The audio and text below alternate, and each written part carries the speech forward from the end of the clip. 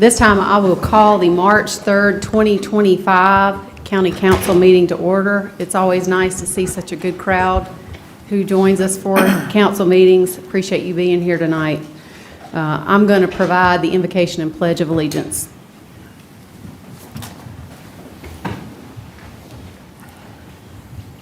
Dear Heavenly Father, thank you for the freedom and the opportunity that we have to join together here today to govern our county. We thank you for the many blessings and mercies that you give us. We pray for those who serve us in uniform, whether local, state, or national. We ask for your protection over them as they look to protect over our people, our community, and our nation. And we ask for blessings on their families as well. I say a special prayer tonight for all of those impacted by the wildfires here in South Carolina and beyond. I ask for your intervention to stop the devastation, to protect our people and our lands. And finally, Lord, I ask for your wisdom and guidance over the matters we have jurisdiction here tonight. I pray that our decisions would be honorable to you and in the best interest of the people that we serve. In your Son's name I pray. Amen. Amen. I pledge allegiance to the flag of the United States of America and to the republic for which it stands, one nation, under God, indivisible, with liberty and justice for all.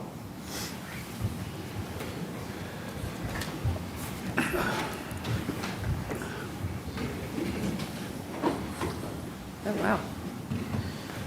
Tonight, we do not have any oath of office or appearances. We'll move straight into our public forum session, and I'm shocked.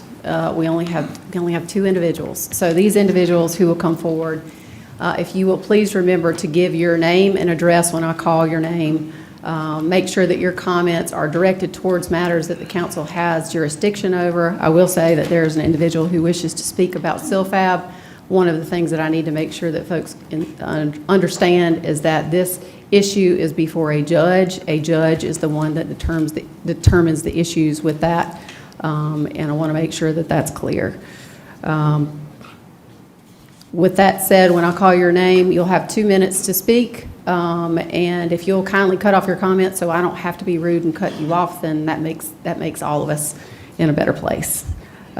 First individual, Vladimir Drobot, and I apologize if I massacred the name. Perfectly fine, Ms. Cox. So, Vladimir Drobot, 463 Cranbourne Chase, Fort Mill, South Carolina. I would like to talk a little bit about silane. So silane is a pyrophoric gas which SILFAB is going to use in mass quantities. It's going to store about 27,000 pounds or 12 tons of it. You probably have heard about methane explosion, which is a cousin of silane that causes a lot of devastation in the coal mines, in the houses. It can destroy the house with just tens of pounds of methane exploded. If we're talking about silane compared to methane, it's pyrophoric, so it can actually ignite by itself with contacting with the air. And we have 27,000 pounds right next to 2 new schools. And if that explosion happens, God knows what's going to happen in this case. And if it may ignite, it may explode, or it may not ignite and spread around, mixed with the air, and then it's going to be poisoned. Everybody's going to be poisoned around there, and there's a lethal dose, which is going to be about 0.4 by 0.4 miles if it's spread out and mixed with the air, which includes both schools. 12 tons of silane, if mixed with the air at a deadly dose of 10,000 ppm, will take approximately 0.4 by 0.4 miles. Hazard summary from the National Institute of Health includes that it can affect when you breathe in, contact can irritate the skin and eyes, breathing silane can irritate the nose and throat, or it may affect the kidneys.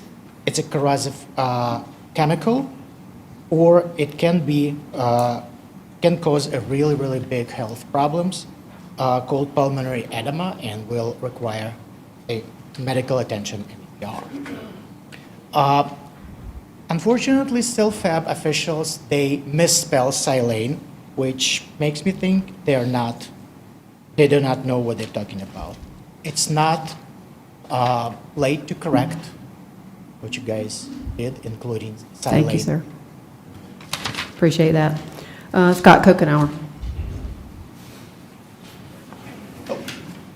Hey everybody, hey, Scott Kokenauer, 122 West Oak Street in the beautiful Whiteville Park neighborhood of downtown Fort Mill. So, hey, I'm here tonight.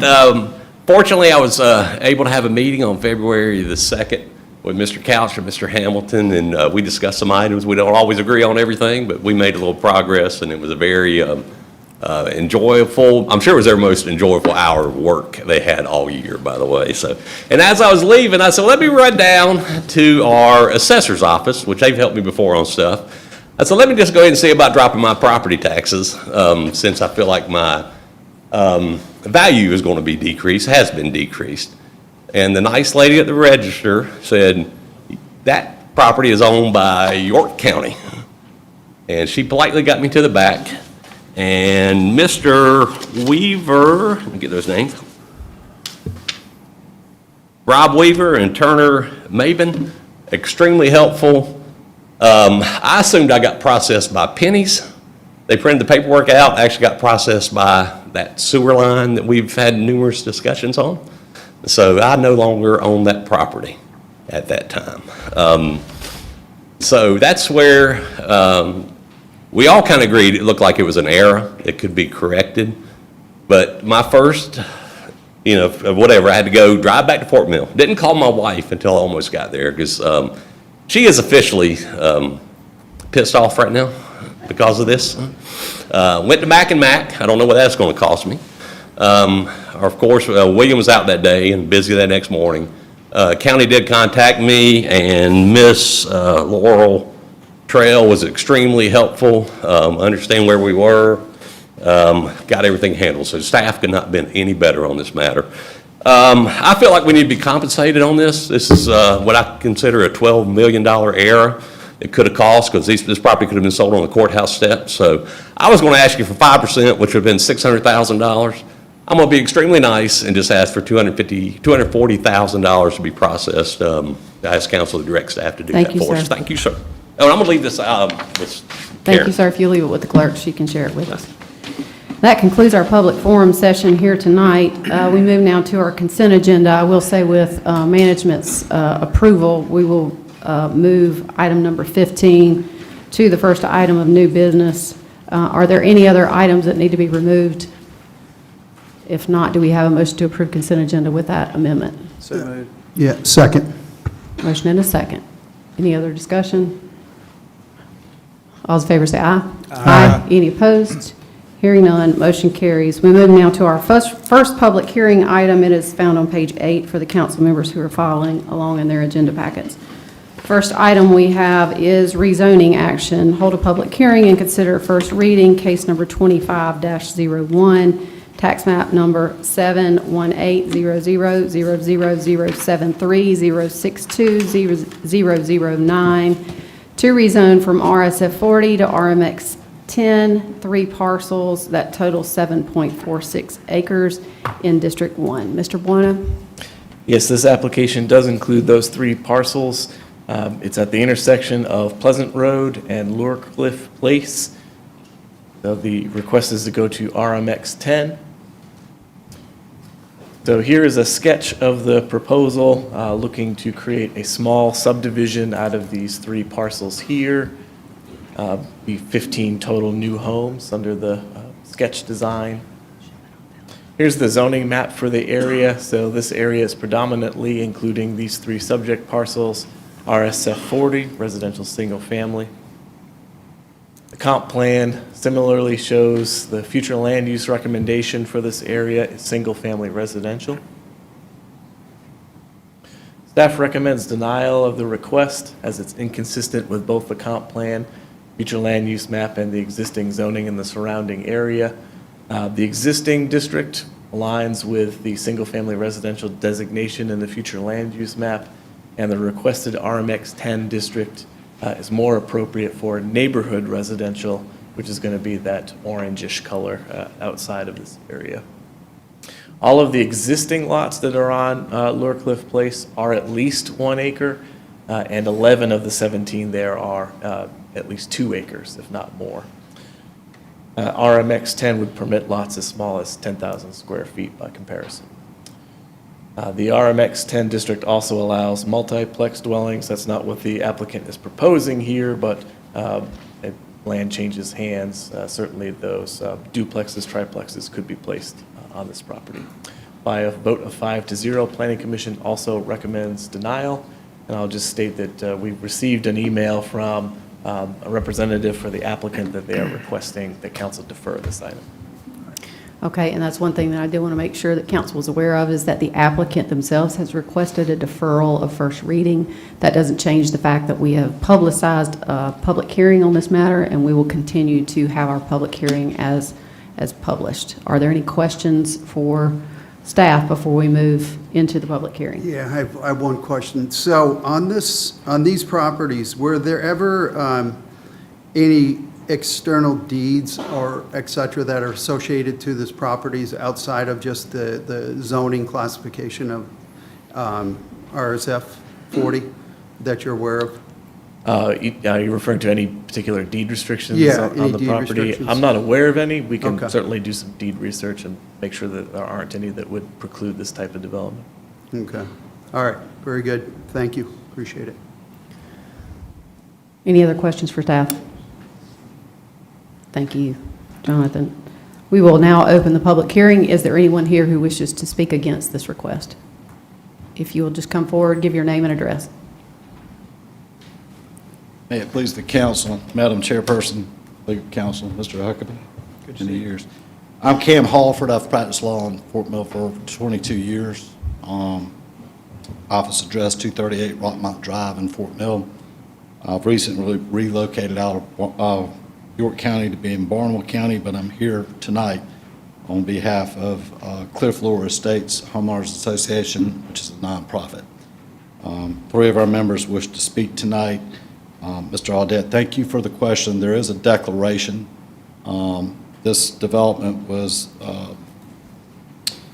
done in 1978, and the restrictive covenants of the declaration were recorded. I'll be happy to forward a copy. I didn't bring a copy for council, and I'm sure my very capable colleague is capable of providing a copy of those. They are recorded in the clerk of court for York County at book 575 at page 891. Again, dated July 25th, 1978, recorded August the 3rd. So on behalf of the HOA, and I've not met half the people who are going to be a part of this nonprofit, they are speaking against it. They're in support of staff's 5-0 denial of the request. I understand it's been withdrawn. Kind of wish I'd known here before I drove here tonight. That's good to see old friends, and I will let you hear from some of the owners now, but the notices of hearing that came to all of our owners, I'd also point out that you'll hear from some of the owners that while there have been some form of postings on Pleasant Road, there have been none within Cliff Lure Estates or Lure Cliff. And these are not major avenues of traffic. These roadways serve and are a dead end into a homeowners association. It's been single family without incidents since 1978. My apologies, I can't talk tonight. Since 1978, I did have that right. And I think you're going to hear from the owners that the change of character is not welcome. It would change the nature and the character of the neighborhood. They were asked that it be followed at the 5-0 dismissal and no further readings occur. That be the board's pleasure. Thank you. Thanks, sir. Is there anyone else who wishes to speak in opposition? Please come forward, give your name and address.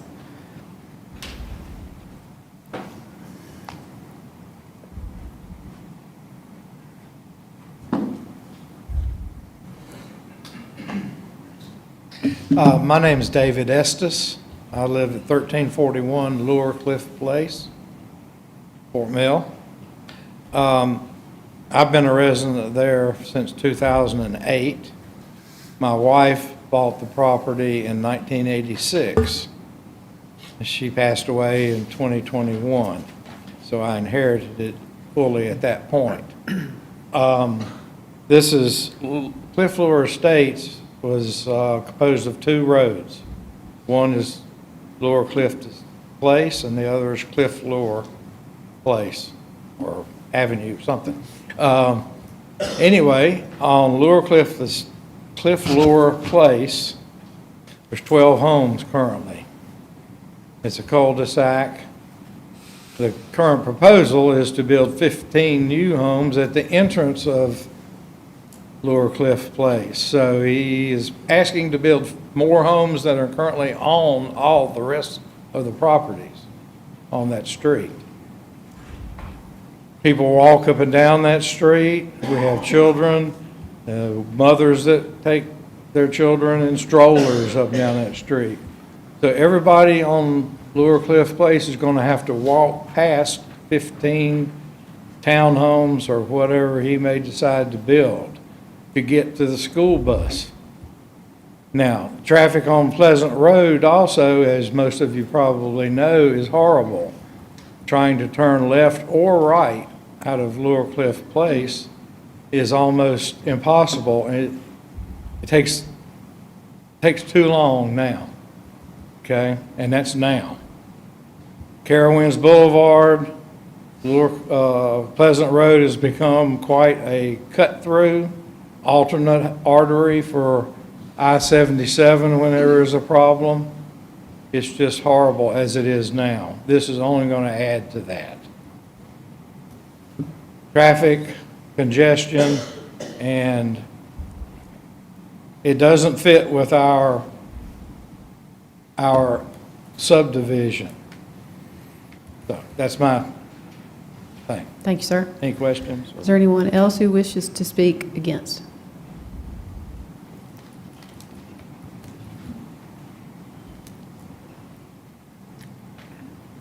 Good evening. My name is Chris Rembert. I live at 1325 Lower Cliff Place in Fort Mill. I'm here tonight to respectfully oppose the rezoning request referenced in case 25-01. There's not much more I think I can follow up with that excellent example that my neighbor David just gave. I'm a 22-year resident of Lower Cliff Place. My wife and I live there, have raised our 3 children. It's a beautiful, small community consisting of 12 homes, like David said. Each home is at least an acre. Most of them are closer to 2, and then there are some that are even larger. These larger private lots on the small road with low traffic, that's really what makes the neighborhood so desirable. That's what attracted us to move there 22 years ago. Like you said earlier, rezoning this property is not consistent with the future land use map or the York Forward 2035 comprehensive plan. It would definitely have a significant negative impact on traffic. And this would affect not only Lower Cliff, it would affect Cliff Lower, it would affect Saddlegate, Pleasant Road in general. We already have issues with Pleasant Road. The light at Publix, backs up beyond Lower Cliff at rush hour every day. David mentioned that we have residents that enjoy getting outside, walking on the road, pushing their children in strollers. And if we had this kind of traffic increase, there would be definitely a problem with safety of those activities.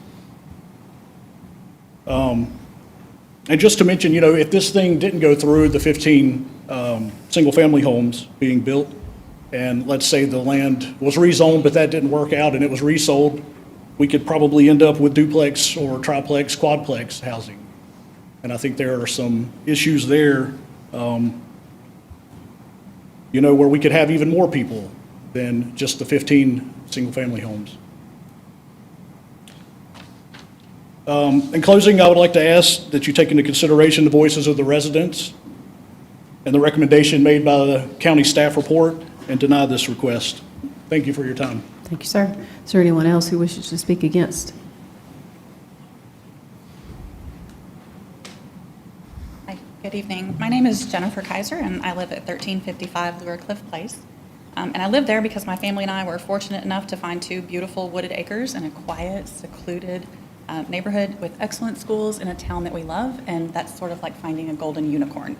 I join my neighbors here tonight to respectfully request that this rezoning request be denied.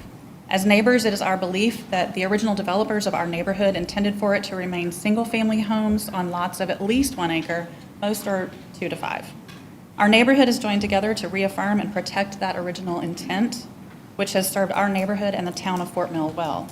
To that end, we are here to ask that you, our city council members, deny this rezoning request. We ask that the rezoning request be denied because there are stormwater impacts that would be realized. There is not adequate water or sewer infrastructure available now to meet that new demand. And rezoning the land and creating a new infrastructure would burden the utility usage and would mean pushing the increased water and waste to surrounding neighbors, their ponds, our streets, and our sewers. We respectfully ask that this rezoning request be denied because of the findings from FEMA's National Flood Hazard Layer Map, which indicates that some or all of the property in question lies in a flood zone. We ask that this rezoning request be denied because of the impact on local schools. While Pleasant Knoll Elementary and Pleasant Knoll Middle Schools are closest, they are very full, which may mean that the district zones the new families for Flint Hill Elementary and Middle, which you are well aware is already embroiled in zoning litigation due to its proximity to SILFAB. So adding more students and their families to already burdened schools would be a self-created hardship on the town of Fort Mill. We also have concerns about the inevitable increased traffic and its impact to the school bus stop at the already very busy intersection of Cliff and Pleasant. So in closing, we respectfully ask that the York County Council abide by its own county staff recommendation that this rezoning request be denied. Thank you, ma'am. Is there anyone else who wishes to speak against? If you'll come forward.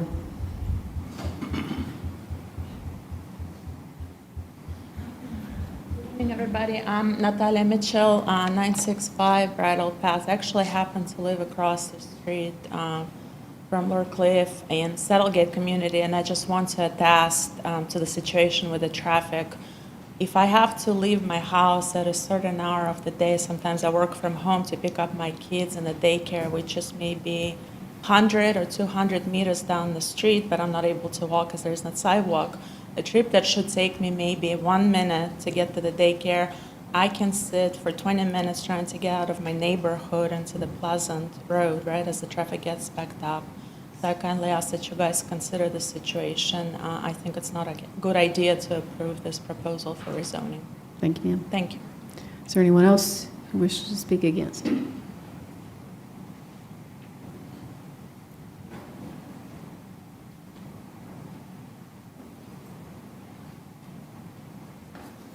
How you doing? My name is Paul Erickson. I'm at 1326 Cliffler Lane. Want to thank everybody for coming today and just want to reiterate everything they said. I believe their names were Cliff and Lucy, and they put in this deed to protect that property. So we're here to protect that property and their wishes. Be just like a scene out of Yellowstone, right? Keep the land, that's the way they wanted it.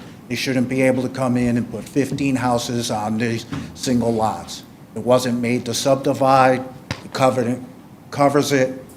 We should protect the land and all the other items they talked about. And what I'd like, if anybody hasn't, come over my house, we'll bring you down there, let you see it. Then you can see for yourselves what it is. There's no way we could put 15 houses on that property, especially, as they said, no water, sewer, all those items. So please abide by the restrictions and deny this request. Thank you. Thank you, sir. Is there anyone else who wishes to speak against? Is there anyone who wishes to speak in favor? Motion to close public hearing. Second. Motion and a second, close public hearing. Any discussion? All those in favor say aye. Aye. Any opposed? Hearing none, the public hearing is closed. Do we have a new motion? Motion to defer. Second. We have a motion and a second to defer first reading. Until next meeting. Deferral is to the next meeting. Okay, motion to defer to next meeting, excuse me. Second.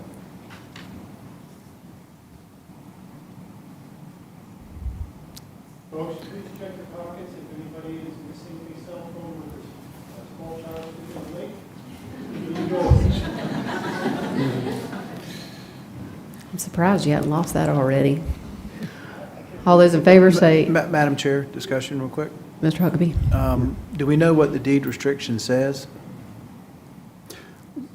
I think for purposes of this hearing, the applicant himself has requested that a deferral be put in order. I don't know if there is a legal issue there. That usually signals some issues. So if there's something that legal wants to comment on or I mean, deed I have not seen the restrictions. deed restrictions. We'll pull up the site that Mr. Halford mentioned earlier.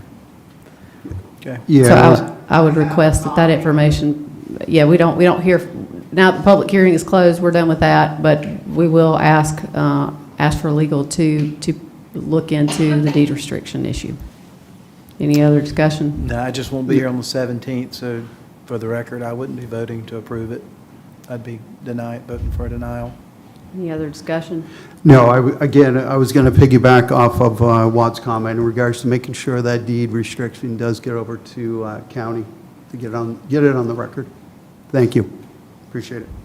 Motion on the table is to defer to the next reading. All those in favor say aye. Aye. Any opposed?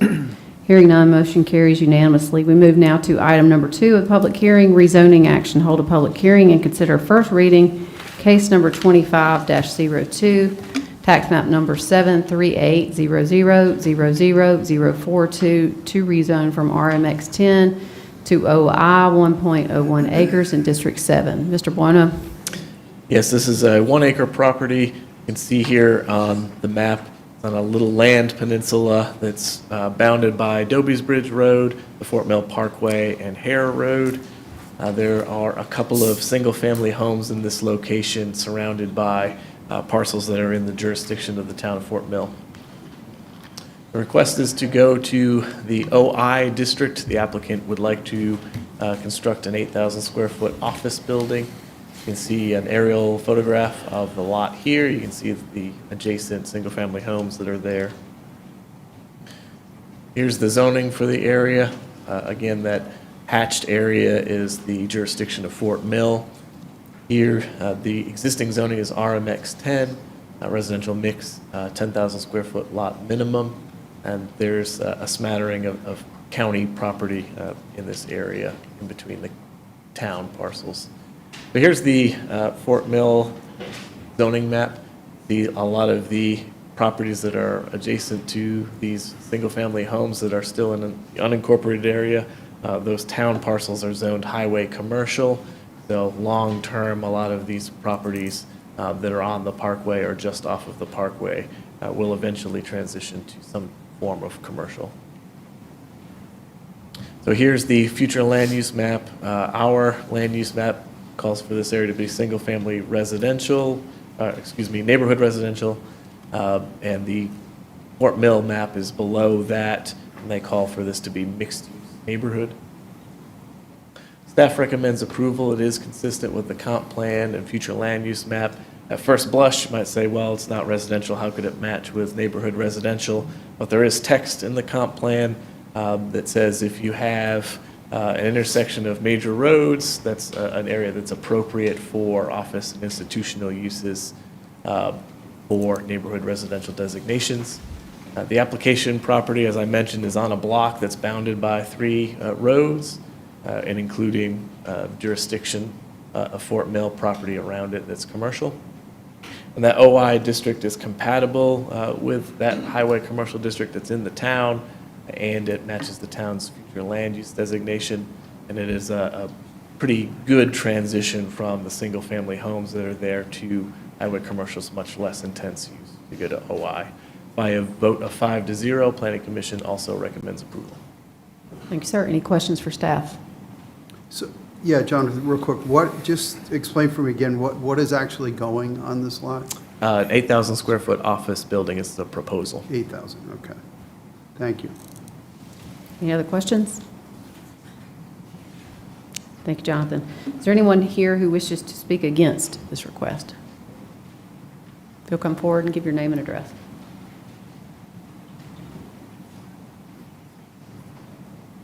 Hey everybody, Scott Coconauer, 122 West Oak Street, beautiful Whiteville Park, downtown Fort Mill. For 25 years, I've volunteered my time sitting on Planning Commission, Historic Review Board, and Zoning Appeals. This property is contiguous with the city and town limits of Fort Mill. I really feel like it needs to come into the town. It is in one of our nodes or sub-nodes. The commercial property doesn't bother me at all. I think that area is going to be developed that way more into commercial. And with our school taxes being as high as they are, it would definitely help our school system. So I'm all for buildings like that to support our schools and stuff like that. So, but with it being contiguous with the town, especially if they are offering any of the utility services, this really needs to be deferred and brought into the town of Fort Mill. Thank you. Anyone else wish to speak against? Carmen Hamilton, I live at 1788 North Doby's Bridge Road, and I don't have a pointer, but you can see my property on one of those exhibits. First, before I forget, if there's any way to defer this until Ms. Cloninger is back, I feel like if you rode out there, and a lot of you are not familiar, firsthand with that area, you would see right offhand that it's not necessarily appropriate for the area. Yes, there's highway commercial on the other side of the street, which is town of Fort Mill, I believe, for the ballpark, extra parking, and whatever, they may have plans for it and it's zoned highway commercial, but on the staff report, it doesn't indicate, it shows it a little bit on the map, but it doesn't indicate clearly that there are, I believe, 4 residences that are still residences immediately surrounding that lot. On one side, on the same side of the road, next to it, is a highway commercial property that is a part of the town, but it's a home. It is still a home operating as a business, and you can't even tell that. And I live directly across from that open field, so I would know. I mean, if it was going to cause a nuisance, it would have caused me a nuisance by now. And I don't even know that it's a business. And it looks like a home, a residence. So planning might, could project, okay, this whole area is turning commercial. It's eventually going to turn commercial, but we're still there and we're immediately surrounding it. And anything that happens, right there to further congest the area is going to cause issues. There would be other people here who can't stand the traffic to begin with, as it is now. But you put one more thing there on top of the Harris Teeter that's going, in at one of the corners. You've got 2 other lots on the corner of the bypass that either have projects, highway commercial, that are already approved, or they're seeking to be approved, will be approved soon, and that might be an appropriate place for those heavy-duty businesses. The only thing I could see possibly as positive about this is that it is less intensive. The zoning that they're asking for is less intensive, but on one of the permitted uses, it said a bank or a daycare. And I personally don't see that as less intensive, because if it was a daycare, if he decided, after he gets approval to, oh no, I think I want to make it a daycare. I mean, that's dedicated traffic daily, literally coming past my residence, back and forth. And the roads can't handle it as it is. He wasn't required to do a traffic study for an 8,000 square foot office building. No requirement to do a traffic study. When you don't even know exactly how it's going to end up, like what it's going to end up being. We don't know what uses he plans to put in there. So what if it was a daycare? I feel like that would at least, call for a traffic study. There's already a daycare on the back side of one of the neighboring properties, a heavy-duty commercial daycare.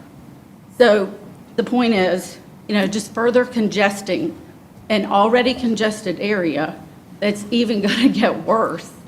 It's a 2-lane minor road, which it says that in one place on the staff report, but then calls Doby's Bridge a major roadway, when they're trying to, make it fit, fit the comprehensive plan. I don't see it. It's not time for it. We need some kind of a buffer that's not a business. I mean, I get the whole transition, but it's not even walkable because there are no sidewalks. on that side of the road. And if he's going to use it for his construction business, I don't see how anybody would need to walk to that business anyway. So, I mean, that's, you know, another small point I would make.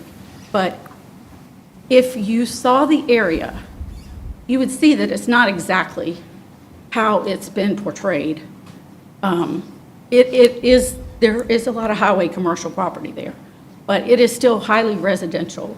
And there, if you look on the aerial map, you'll see that there are, I think it was 4 that I counted, residential lots that are in the immediate vicinity of this lot. There's 3, 2 behind it and 2 to one side. And then mine is 2 doors down. I won't even call it 2 doors down because one is an open field and one is that business that you can't even tell is a business. So we would just like for y'all to consider that. We're still there. You know, it's just too early. Maybe when everything, you know, with the roads get cleared up and expanded and, you know, the developers of the big projects, you know, fix the roads so that they're not as congested, maybe this could slide in, you know, but anyway, thank you. Thank you, ma'am. Is there anyone else who has any other comments that were not reflected? Is there anyone who wishes to speak in favor? Do we have a motion to close public hearing? Yeah, motion to close. public Second. hearing. Motion and a second to close public hearing. Any discussion? All those in favor say aye. Aye. Any opposed? Hearing none, public hearing is closed. Do we have a new motion? Motion to approve. Do we have a second?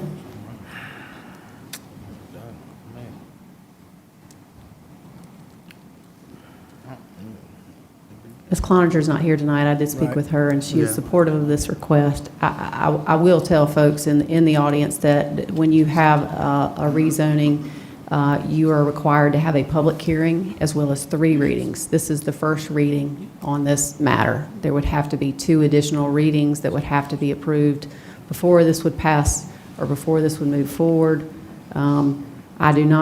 We do not have a second. I think that's unfortunate without having the applicant here. I did speak with her individually, and she... I'll second. All right, so we do have a motion and a second for discussion. Thank you. I couldn't call her this weekend, and I couldn't call her coming over today. I planned on it. I was on 2 other calls. Can you share what she said about this particular My understanding is she's rezoning? supportive of the request, but I'm sure she's going to want to hear the comments from the public before she would approve second or third. I simply asked her what her preference was on that and was under the impression that she has spoken with some other council members too, but maybe not. Okay. All right. Do we have any other discussion? Yeah, I just want to say, and again, I appreciate the comments. Again, there is, as Chrissy was saying, there's 3 readings here. Again, this is just the first one. So when Debbie is back, then we can move forward with second reading and have her hear out, you know, any other concerns, et cetera. So thank you. Appreciate We'll make it. sure that Ms. Cloninger has these comments available to her. Yeah. Any other discussion? All those in favor say aye. Aye. Any opposed? Hearing none, motion passes first reading. If we can please make sure to note for the file that those comments be made to Ms. Cloninger. Move now to item number 3. I got to put my glasses on for this one. Council to hold a public hearing and consider first reading of an ordinance adopting a public education facilities impact fee to be imposed on all new residential development in the Fort Mill School District. Number 4, pursuant to York County Ordinance Number 2718, impact fee procedures to ensure that the public education facilities will be available and adequate to accommodate the need for public education facilities expected to be generated from the school children in new residential developments in the school district based on the district's level of service standards and capital improvements plan. To assign the cost of such public education facilities on a proportionate share basis to new residential development with an established impact fee for a single-family detached dwelling unit at $29,640 and an established impact fee for a multifamily dwelling unit at $20,796. To authorize an intergovernmental agreement between York County and Fort Mill School District. Number 4, defining the respective rights, responsibilities, and obligations of the parties regarding the impact fee to provide for a public hearing and to provide for other matters related thereto. Mr. Buono, any comments? Yes, just introducing this topic for you all. We did cover impact fees at your workshop last month. So as you're aware, the Fort Mill School District does have an active impact fee that the county collects on their behalf, and that is set to expire at the end of June this summer. So the district is proposing that you consider a new fee that would become effective on July 1. So with that said, I'll turn it over to Leanne Lordo with the school district.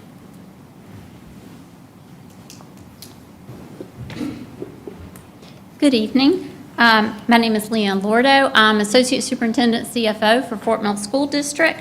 Tonight, we are very pleased to appear before you with our request to renew the Fort Mill School District impact fee.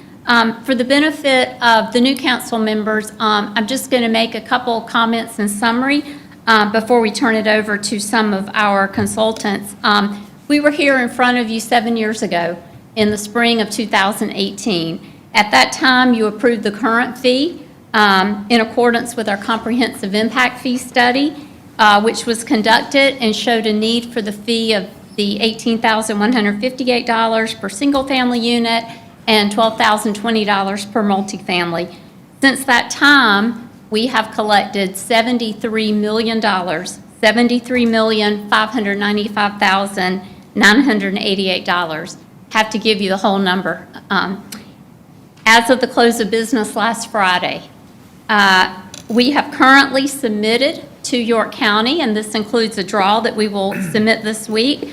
We've submitted a total of $65,602,061 in requests toward construction cost of our newest elementary school and middle school.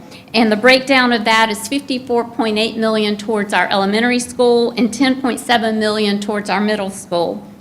In fact, Flint Hill Elementary, which is the name of our new elementary school that will open this coming August, will be paid 100% by impact fees with no bonded debt on that school, which is remarkable, and we're very proud of that. We understand there's a good bit of emotion related to the new amount that is in the study, but we would just like to remind everyone that it is a mathematical calculation. It is based on the necessity to provide classroom seats at the current construction cost. Our enrollment has continued to steadily increase, even in light of the COVID implications that we have experienced here. Our enrollment today is 18,410 students, and we're the largest school district now in York County. During the prior study, it was estimated that we would be permitting 2,903 permits for single-family homes. To date, we have 2,712 new permits which have been issued during the time of our study, and that's about 93% of what was estimated. We often get that question is, where are we today based on what was estimated in 2018? Multifamily is the same trend, and we've seen 96% of the permits estimated have been issued to date for multifamily, which is apartments and townhomes. And overwhelmingly, our community has not wavered as they have continued to support our school district by passing the most recent bond referendum in April of 2024 at $204 million. Tonight, we have with us Ben Griffin with Tischler Bice Consultants, who completed our study, and Ben will present the details. We've also asked Jim Britton and Jay Gaither with Leitner Management Group to give you some updated information on construction costs, because we know that is a question, and also how we come about the enrollment projection methodologies. And then concluding our presentation will be Christy Spears, who's our current board chair, who will share some thoughts with you from our school board. We've provided you with the questions and answers that the York County Planning Commissioners presented to us, and I believe those were sent out to you last week because we anticipated you may have some of those same questions, so we thought that may be helpful. But we're glad to continue as you go through the next process of these readings. We are glad to provide any additional information or data that you may need as you consider our request.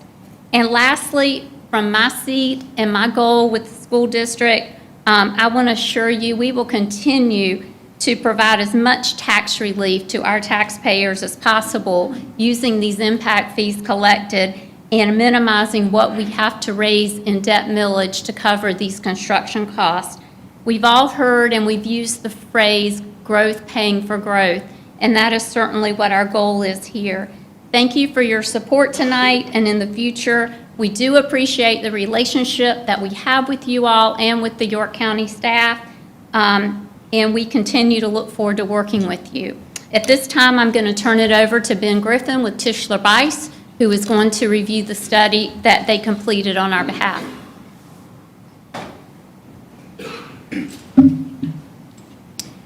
Council members, county staff, thanks for giving me time to speak tonight. I'm Ben Griffin with Tischler Bice. I've been working with the school district for several months on updating this study.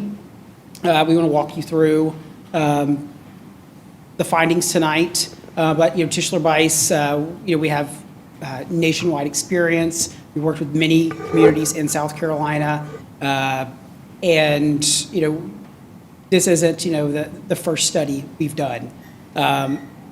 Just as a quick impact fee refresher for those of you who don't calculate them every day, impact fees are one-time payments for growth-related infrastructure, usually charged at the time of a permit. So it's important to realize this is something that new development pays. This is not existing development paying that.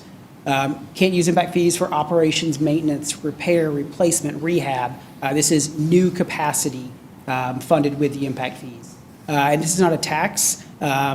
It's a contract that binds you as a county to providing these improvements. But there are three things that we have to prove in any impact fee study.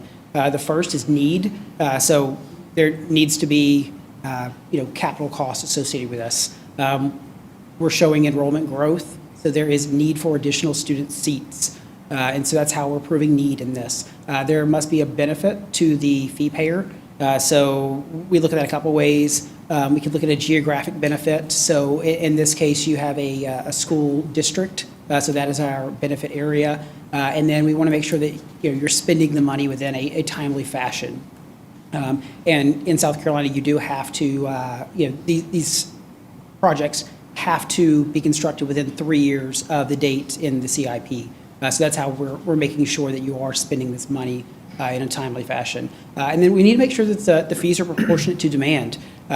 We'll go through the student generation rates, but essentially with a school impact fee, you're looking at how many public school students are generated by different types of residential uses. Because we're going to assess these fees per student. There's a capital cost per student.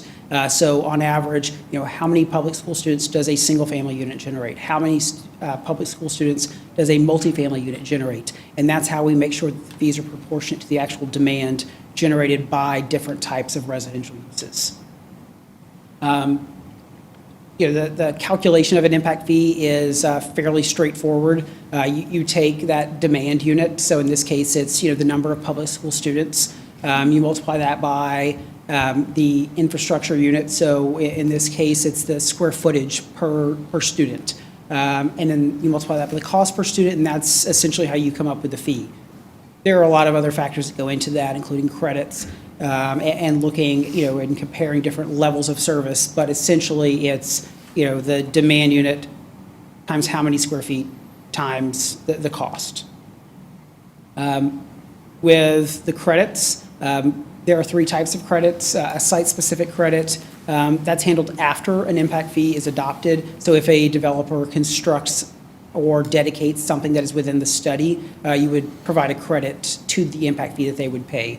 The debt service and dedicated revenue credits, those are types of credits that are baked into the study. So it reduces the proposed impact fee to prevent future development from paying once through the impact fee and then once through that future debt service payment or that dedicated revenue source. So making sure that we're not charging twice for the same improvement. So in South Carolina, we have to keep impact fees in a separate interest-bearing account. You have to spend the money within 3 years of the scheduled CIP date. There's an annual report. You've got to look at these every 5 years. And if you want to change the maximum allowable fee or the proposed fee, you do have to update the study. And then we have to look at the impact on affordable housing. Right, so in the PDF, it does not look like this. Essentially, I have the PDF here, so I can give you the numbers. So this is just showing the student generation rates. So to calculate this, we take the enrollment, which I believe is an October enrollment total, for the 2024-2025 school year, and we divide it by the number of housing units within the school district. And so what this is saying is, a single-family unit on average has about 0.545 public school students per unit.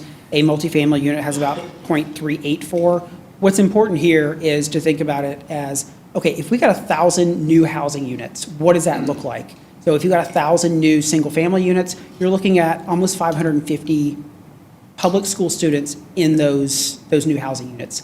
If you got 1,000 new multifamily units, you're looking at almost 400 units. So, as you keep issuing these permits, the projected enrollment keeps increasing. Now, an argument we often get is, well, what if it's someone, what if it's empty nesters buying the home? What's important to keep in mind with impact fees is you're paying for the capital cost for the life of that unit. So just because there are no public school students in it today, there could be in the future. And you could have a family in it now as a brand new family, and then they become empty nesters. So it's a point in time for the demand factors, but it is the lifetime of the unit for the actual impact fee. All right, so this shows projected enrollment. So in the current school year, about 18.2, that was in October, looking at a 10-year projected increase of about 5,200 students. So, we need 1,800 seats for elementary school students. We need about 1,300 for middle school students, and we need just shy of 2,100 seats for high school students. So, this is showing that need for additional capacity. So, looking forward, we're looking at 2 elementary schools, a middle school, and 2 high schools. Total additional seats about 5,200, and so this is what the impact fee is based on. These potential projects. So for elementary schools, the left side is showing what exists today and that existing level of service.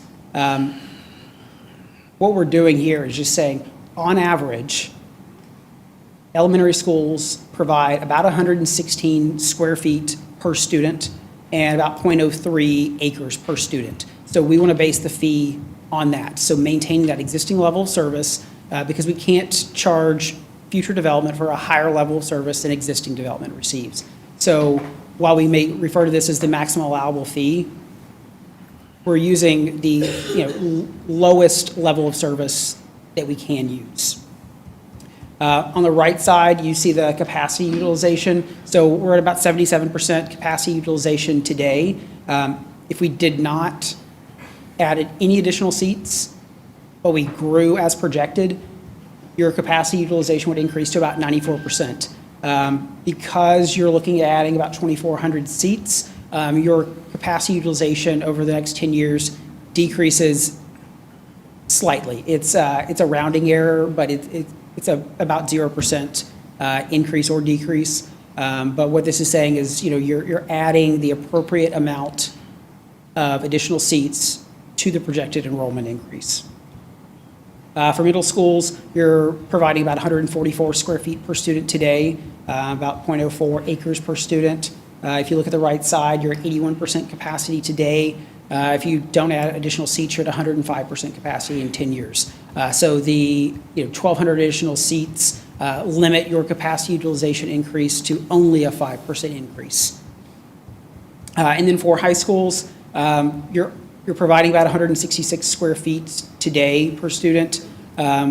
What you also see in that bottom left corner, which is cut off, is your planned high school additions. Actually, they would add fewer square feet than what is currently offered. So instead of sticking with that, existing level of service, we've said, hey, if we're really only adding 134 square feet per student in these new schools or these new additions, let's use that to limit the amount of an increase. And so for the planned high school capacity utilization, it increases from 80% to 109% if we do nothing. If we add the 1,600 seats, we're still looking at an increase of about 9%, because, we're looking at 2,100 students and we're adding 1,600 seats.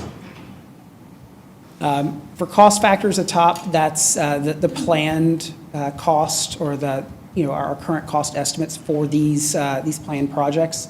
And so we're going to use these costs per square foot in the fee calculation, but we're looking at about $521 a square foot for elementary schools, $442 for middle schools, and $576 for high schools.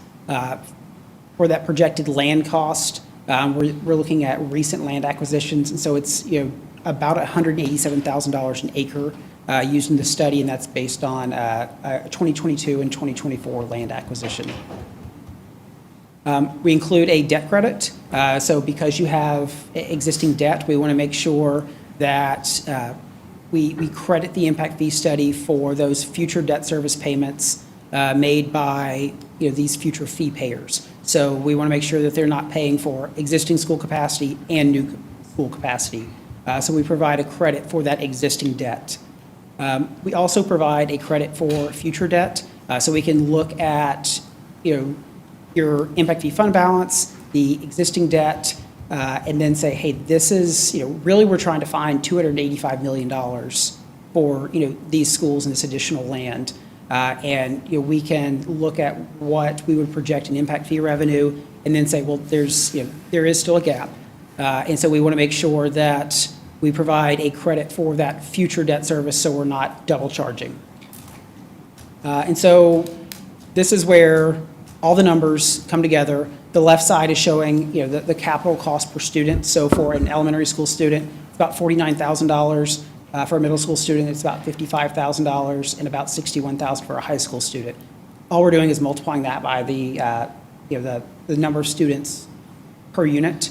And so you can see that at the bottom, we're looking at a proposed impact fee for a single-family unit of $29,640, and for a multifamily unit of $20,796. And then finally, just a comparison to the existing study and the proposed study. What's really driving this fee increase? Well, construction costs based on school levels are up 28 to 89%. Land costs are up 114%. The debt credit is up 40%, so that helps limit the increase of the fee. But ultimately, the net capital cost per student is increasing 35 to 67%. And you have slightly higher student generation rates compared to your existing study. So, just looking at construction cost increases, if you had the same level of service, you would expect a higher fee just to offset all these construction cost increases that we've seen over the last few years. That is the final slide, so if you have any questions or comments, I can answer them. Any questions? Yeah, I have one question. So in 2018, I see the current fees on page 8, I guess, of the 27 pages. Single family was $18,158, and multifamily was $12,020. My question is this: you just mentioned that the cost of, I think, land and the improvement range between 35 and 67%. Does the state not allow the school district to have a cost of living increase per year to the amount? It has to stay static for that 7-year period? Or can you have a cost of living increase so that someone coming in 3 years from now, land costs have gone up, improvement costs have gone up, but your allocation hasn't gone up? Is that Great state question. regulated? So for the South Carolina impact fees, if you make a change to the maximum allowable amount, then you have to update the study. You have to update the study? Yes, so you could do this every single year if you really wanted to, but any change to the maximum allowable fee results in a new study. All right, one last question. So the impact fee then is paying for the school facilities and the land, not necessarily the improvement, the grading of the land, the prepping of the land.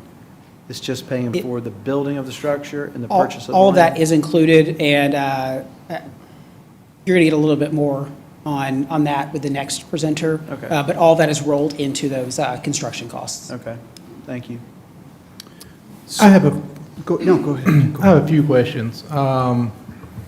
One is there enough land available in the Fort Mill School District area to cover needing these new schools? Yes, so the projected housing units that we're using in the study were provided by the local council of governments. So that looks at available land and permitted developments or approved developments. So our projection for the number of housing units is a local number based on available land. Okay. Can you explain the difference between the 45-day enrollment and the 2024, 2025 enrollment numbers? I will turn that over to someone with. Is that a different person to ask? Yes. Okay. Well, I had one. It was actually in the next presentation. I'm sorry. I'm getting ahead of myself. A part of this presentation was there's a elementary school 12 and 13.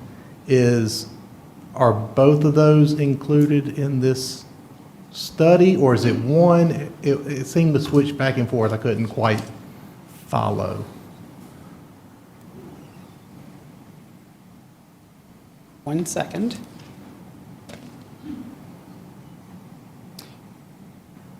Yes, because you are using existing fund balance to fund 12. Correct, yes.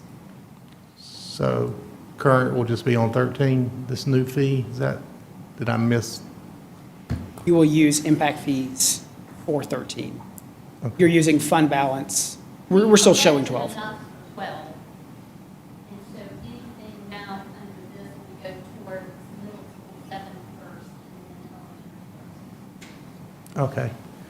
And the reason I ask, because if 12 is in there, it says utilization without any new building would still only be 94% for the elementary school.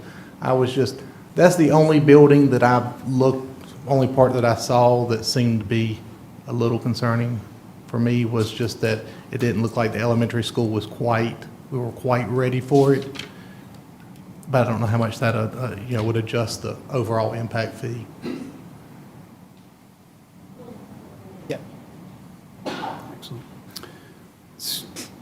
Any other questions before we move to the next? Yeah. Sounds like we have another Yeah, presenter. real quick. So first of all, thank you for presenting this. One of the things that hasn't been talked about is Act 388 and the overall big scheme. When we look at $73 million of tax break to businesses, residents to the area, that's huge. That's huge. And so when you look at, as we move forward, you look at the concept of growth pays for growth. This is an absolute opportunity for every resident that's living here and every business to have a tax break, to not be paying these exorbitant costs. But again, as you look at the cost of construction, the purchasing of land, nothing goes down, everything's going up. And what we're doing here is we're laying out the groundwork to be able to help out residents and businesses, all right? And we're also laying out the groundwork to help offset, again, some of the costs of the impact of Act 388 on businesses. Because again, we want to be a business-friendly area. We want to be friendly to our residents. So it's a tax break in both directions. So again, growth pays for growth. I highly support this, and thank you for the presentation. Thank you.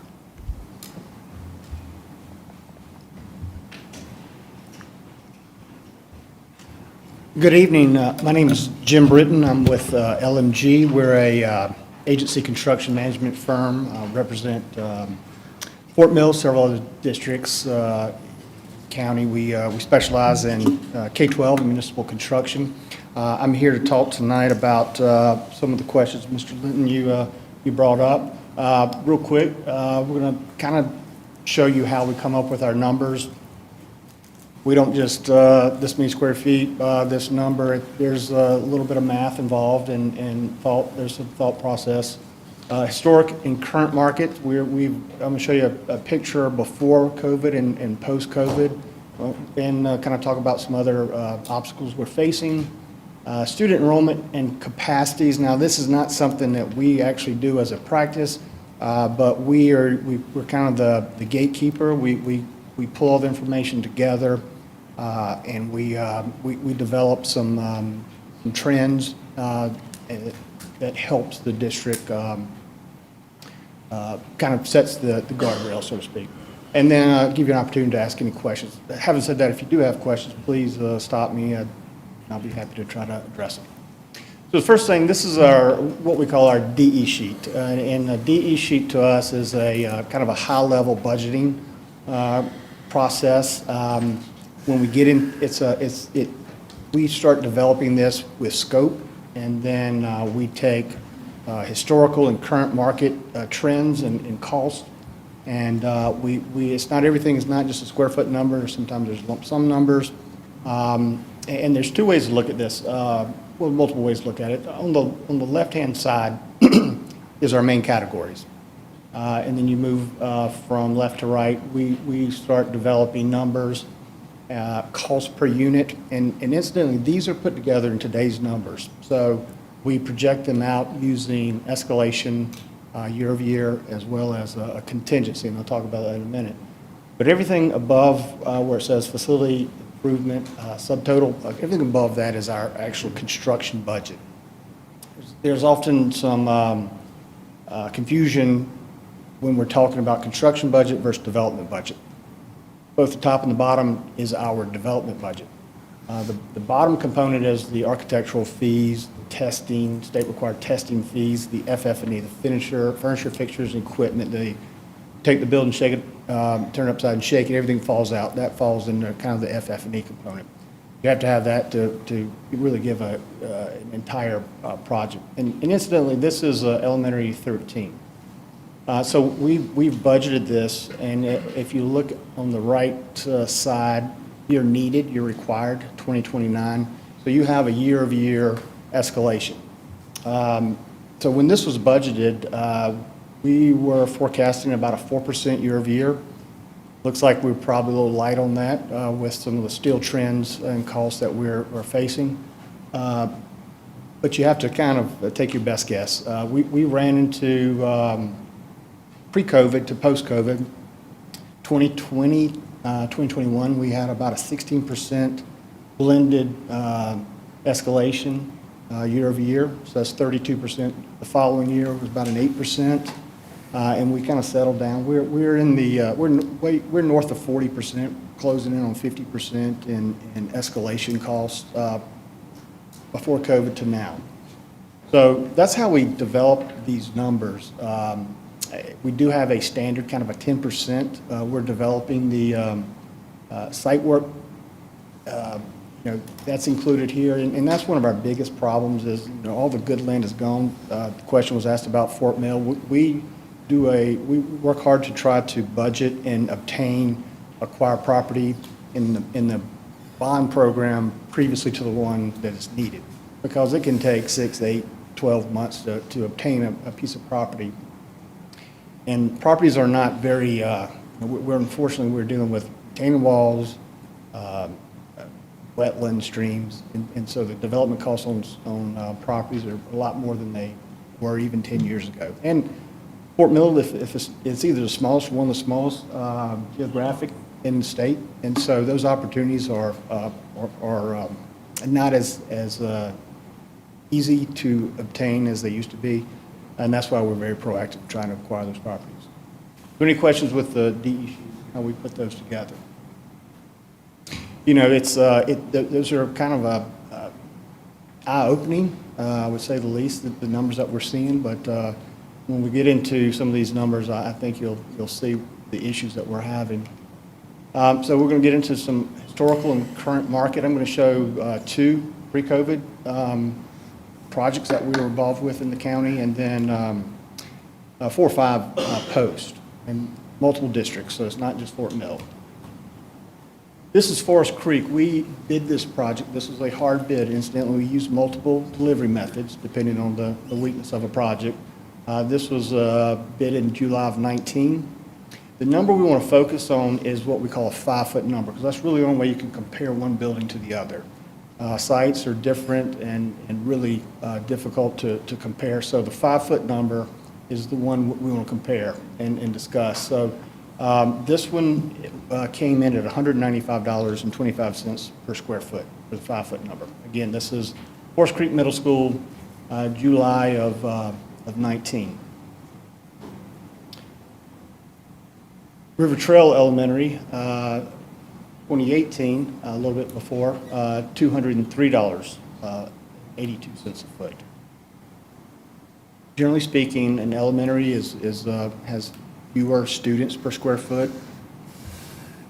It's pretty common to be in the 120 to 135 if you're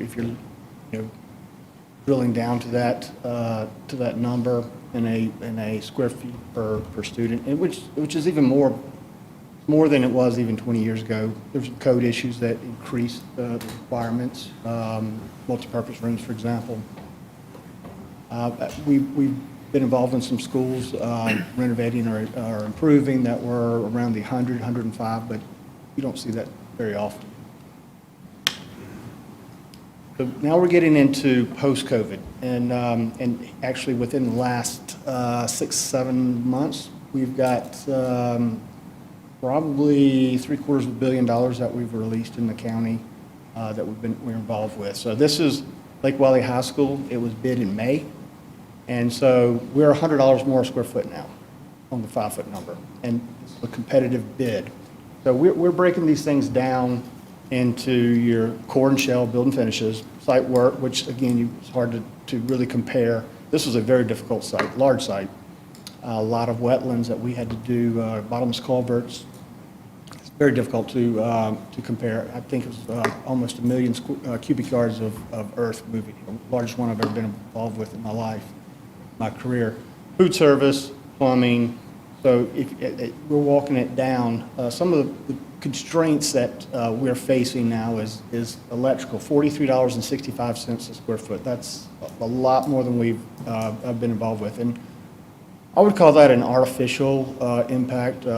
Main reason that in masonry for reasons of shortage of labor have been an impact for us. Those are two of our pain points. Steel, structural steel and aluminum. We just notified that we've got a 5% increase first year, and we're getting another 5%. And the thought is that would be the first wave up to potentially another 10%. So that's a very concerning number for us that we've, for projects we've budgeted, haven't designed a bid yet. So those are some of our issues, but as we spin through those, kind of keep an eye on those numbers. This is Liberty Hill Elementary. This is the one that Ms. Lauder was referring to a few minutes ago. We'll be finishing this year. We were at $319 a foot. So electrical, $42 a foot, $44 a foot. So those numbers are consistent. This was a cement risk, incidentally. So that's another delivery method that we use. Flint Hill Middle, $339. I'm going the wrong way here. I don't know. Let's see here. Here we go. Okay. All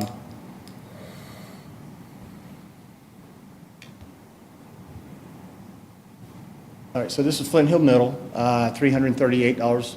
We stripped out the athletics, we stripped out the site, and so those numbers are consistent. Now, I will say electrical, this was also a cement risk.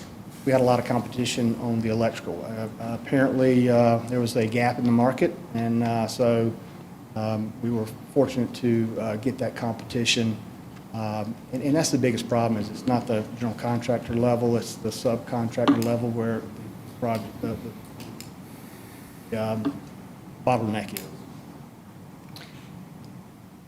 So we're going to get into any questions with projects that we've kind of been involved with. So I'm going to take a stab at the enrollment and capacities. This is kind of the base of how we move forward with the need.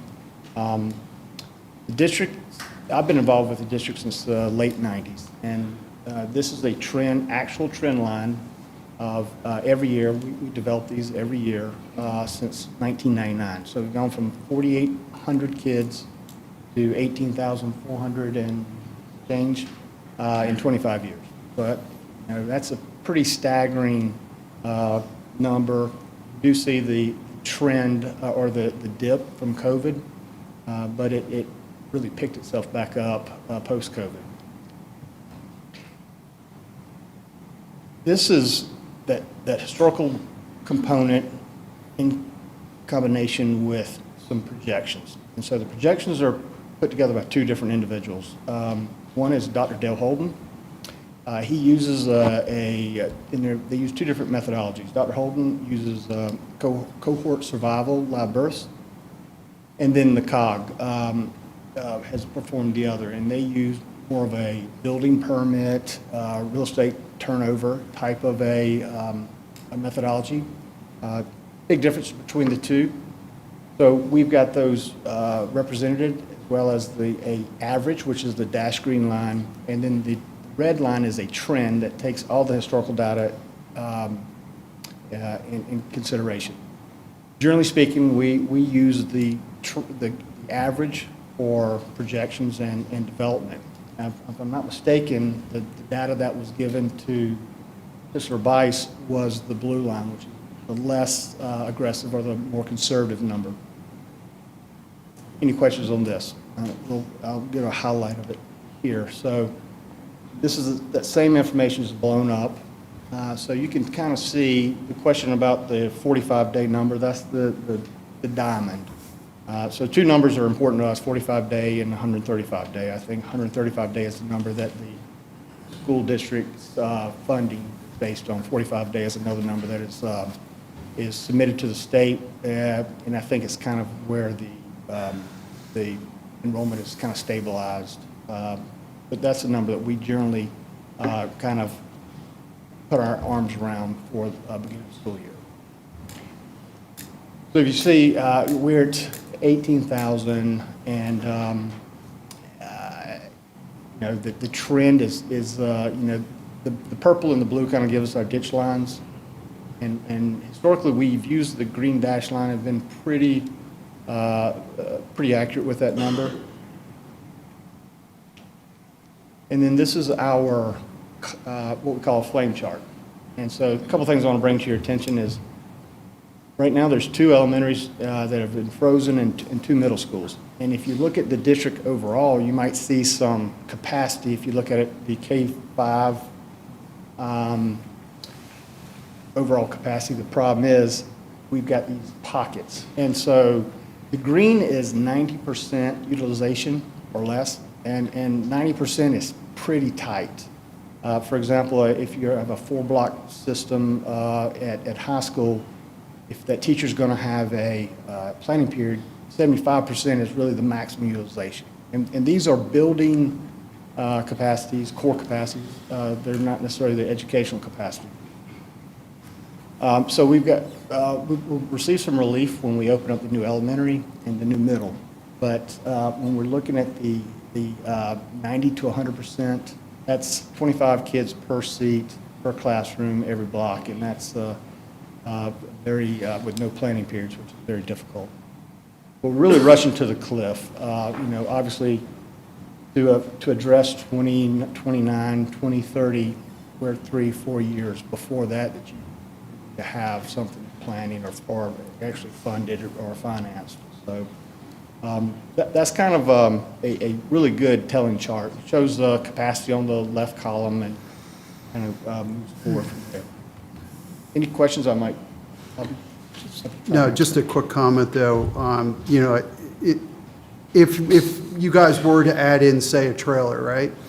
Capital expenditures wouldn't be able to pay for that trailer. It's going to come out of your school operating costs. I mean, again, as you look at these things, and you look at schools that have added trailers, again, what happens is it ends up impacting your operating costs, which impacts the number of teachers you can hire. So again, it's really important, especially when you look at that from a variable standpoint, so. So this is where I had my question, was this 45-day versus the column that's next to it?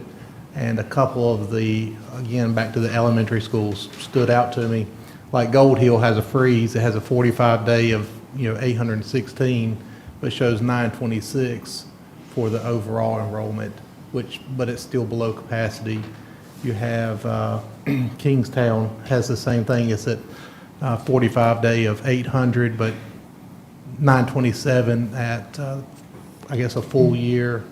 And then Springfield has a freeze, it's at 800 with a capacity of 900 and showing, in an extreme situation.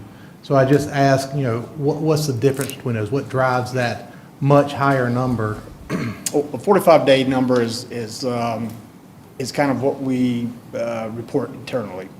It kind of gives you the base point for that year. Now, again, Dr. Holden and the COG, they use different methodologies. The numbers you're seeing are generally towards the end of the school year, and they're not, they're two different things. So then they're towards the end of the year. I think Dr. Holden actually uses a 135-day number projection. It's hard to use a previous year's 135 because you do most of your growth, a lot of your growth, I would say more than half your growth over the summer. And so using a 135 from the previous year versus a 45-day, it really get out of whack. I'm not sure that I'm answering that question, but it's not a science that thank you. And I was going to come up next anyway, so let me, I'm Christy Spears, I'm the board chair, and I'll talk about this for a second first. So if I understood your question about Gold Hill, we'll use that example. So it has a 900-person building capacity. Every single class has the scheduled number of kids. So what it doesn't take into account is a special needs class that only has 5 kids, right? So in order to get to that 900, we would have to have 30 kids in a classroom to make up for the fact that there's only 5 in a special needs class, as an example, right?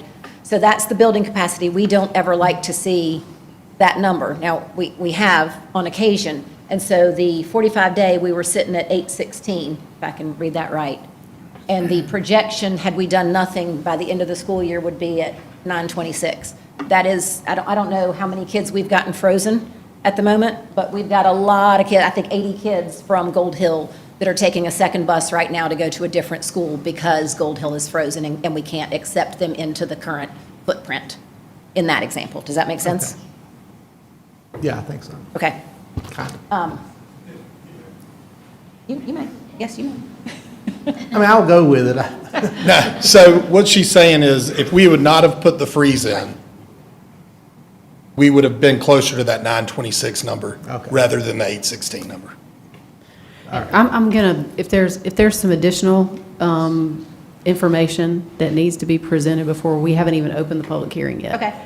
I've got a point of order that I'm gonna have to take up with council in about 6 minutes. So if you want to finish The only thing I was going to do was address a couple of the questions that have been asked, and I think most of them have been answered. I think we took the 45 and the 135. I think we talked about the 94.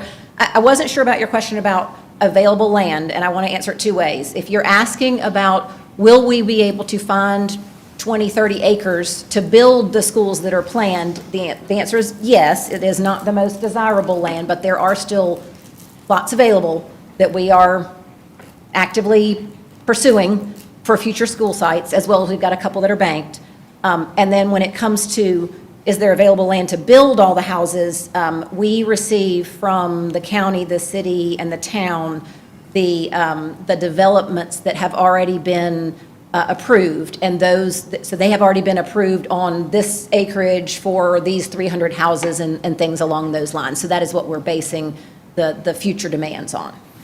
So I think those were the questions so far. I will stop there. I just wanted to say thank you for considering this, and I'll maybe be back up if there are Madam questions. Chair, quick question, Thank please. you, ma'am. Right here, quick question. The flame chart, Yes. Do you all ever share this data with the realtors in the Fort Mill area to encourage them to get families to consider buying houses in the areas where their children can go to school? Orchard Park as an example. I lived in Baxter when it was full. Right. Now I see it's got the lowest capacity. Do I you will put encourage it that? this way, we certainly make it available. We review it at least once a year in a public forum, and we definitely communicate with our realtors about the schools that are on a freeze, so that they are aware and can let the families know when they're looking at a home that their child may not be able to attend the school that's around the corner because of the freeze. Definitely, that is information that we've made available, and I know is talked about a lot. Okay. Ma'am, all right, so what we're going to do is I'm going to conclude that the presentation portion of this is concluded. When we come back out, we will open up public hearing for any discussion. At this point in time, though, I do need to request that we have a motion to suspend the rules and take up one aspect of the receipt of legal advice litigation update that appears in our executive session. We need to take an item out of order and for council to go into executive session for that purpose. Can I get a motion to that effect? Yeah, motion to go into executive session for legal update. Second. Motion and a second. Any discussion? All in favor say aye. Aye. Any opposed? Hearing none, we'll move into executive session and we'll be out as soon as we complete that.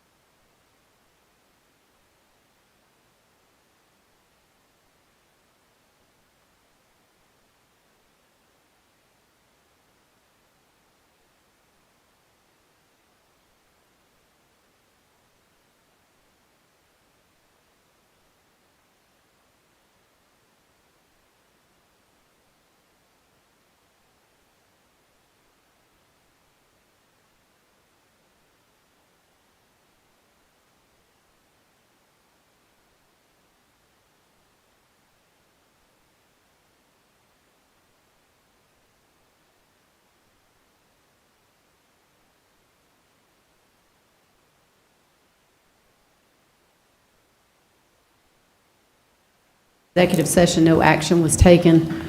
We are now going to resume with our program, regularly scheduled program.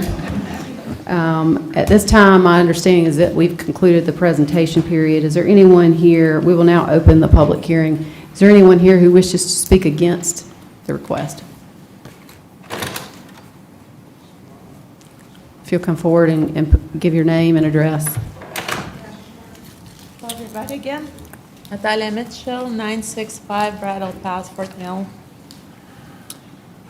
Let me start like this. So I really appreciate all the work that you guys do and the challenges you face in making the decisions that shape our community every day. And I also fully understand the need for impact fees to fund our growing schools. It's clear that none of us want to see the overcrowded classrooms or underfunded education. That's clear. But I believe that before approving more fees or asking families to shoulder additional costs, there is a bigger issue that must be addressed first. And I'm going to call it the CILFAB saga. Right now, every day, there is a cloud of uncertainty, both figuratively and literally speaking, hanging over Fort Mill. I talk to families every day, and guys, they're just very anxious. Some have already sold their homes. I see people move away. Some have moved to private schools. I discuss it with fellow mothers daily, or have chosen to go the way of homeschooling. So I believe that ignoring these concerns in discussions about projected growth is simply not honest. We all know that Fort Mill School District's last capacity projections didn't add up, and pretending the situation isn't affecting enrollment only undermines the trust that we should have with each other. The reality is that 6 schools are now within a 1-mile radius of CILFAB Solar, where an elementary school is being built next to a 50-foot acid scrubber and bunkers of explosive chemicals stored on site that I cannot even begin to pronounce. This doesn't sit well with the community, and while a judge may be involved, I believe that you guys, as our elected leaders, still have the power to prioritize the health of our children, the health of the community, and enforce the laws that are designed to protect us. I'm asking you to take a stand, and before considering new fees, please show us that you're committed to resolving existing issues first. Please prove that our children and teachers and first responders come first. I believe it is entirely reasonable to wait till the fall, see what the real enrollment numbers are, and make sure that these schools are safe before approving more money. This is an opportunity for you to lead with confidence, to show that our leaders listen and act when concerns are raised. And I believe that you can do this. Thank you for the time. Thank you, ma'am. Is there anyone else who wishes to speak against?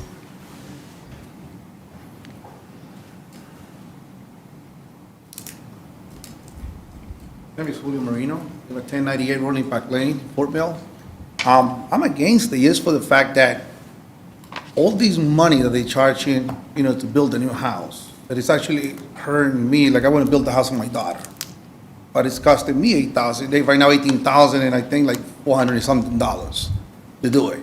I'm not a builder, but so this is hurting me. And also, they talk about this money going to ECF taxpayers. Well, it really doesn't. I pay over $8,000 of property tax in Fort Mill. And we have another 5 acres that I bought for my kids. I pay a lot of taxes. It really doesn't help us. It's just increasing every price. The more money you charge builders, the more they're gonna charge homeowners. It really doesn't help us, the taxpayers in Fort Mill. It's not really actually helping us. And the other thing is, where are you guys finding all this land? There's no more land to build in Fort Mill. It's nothing. So all this money, when they get all this money, where's it gonna go? Where's it gonna sit? There's no more land. There's nowhere to build no more. So that concern that I have is, and the other thing too is, I'm a CPA, the state of Massachusetts, so I deal with a lot of accounting and numbers. I see police officers getting paid dirt money in the city of Fort Mill, in your county as well. Why not grab some of the money? We want to increase the fee, it's fine, but grab some of the money, not just for the schools. Let's help out the firemen, the police departments, the one that actually not getting paid enough. They're the one protecting us. They should be getting paid more than a UPS driver, nothing against UPS drivers. But the police officers and firemen should be getting paid good money, they're not. We look at their salaries, it's awful compared to what the average in the country. So if you're gonna increase this fee, let's not grab it just for the schools, let's grab it also for the other departments that are actually keeping us in Fort Mill safe. And that's all I have. Thank you so much for your time. Thank you, sir. Is there anyone else who wishes to speak in opposition? Is there anyone who wishes to speak in favor? Madam Chair, members of council, my name's Martha Kynard, 409 Fairway Drive in Fort Mill. I want to take a step back and talk and help y'all understand why these fees matter to Fort Mill School District. In 1996, Fort Mill had just under 4,000 students and 5 schools: Fort Mill High, Fort Mill Middle, Fort Mill Elementary, and at the time, we had just opened Gold Hill Elementary and Gold Hill Middle. In fact, Dr. Epps opened Gold Hill Middle back in 1996. You were a young man.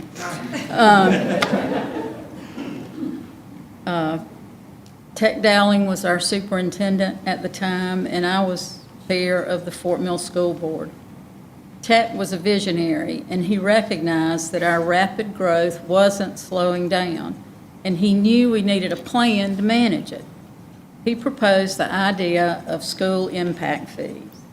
And while we faced strong opposition from developers, builders, and realtors, we moved forward. With only a small window of time and opportunity, we set the impact fee at $2,500. That was 1996. That was for each new construction. We got a lot of pushback, but we knew it was the right move for our schools and community. I'll never forget the night our application was due. Tech and I rushed to Columbia with a highway patrol escort, making it just before the midnight deadline. As someone who's been a realtor in Fort Mill for nearly 40 years, I can tell you with confidence those impact fees did not slow growth and have not slowed growth. Baxter Village was just an idea on paper at that time. Tech believed that using impact fees, we could reduce our district's debt and keep taxes lower and eventually build schools entirely funded by these fees.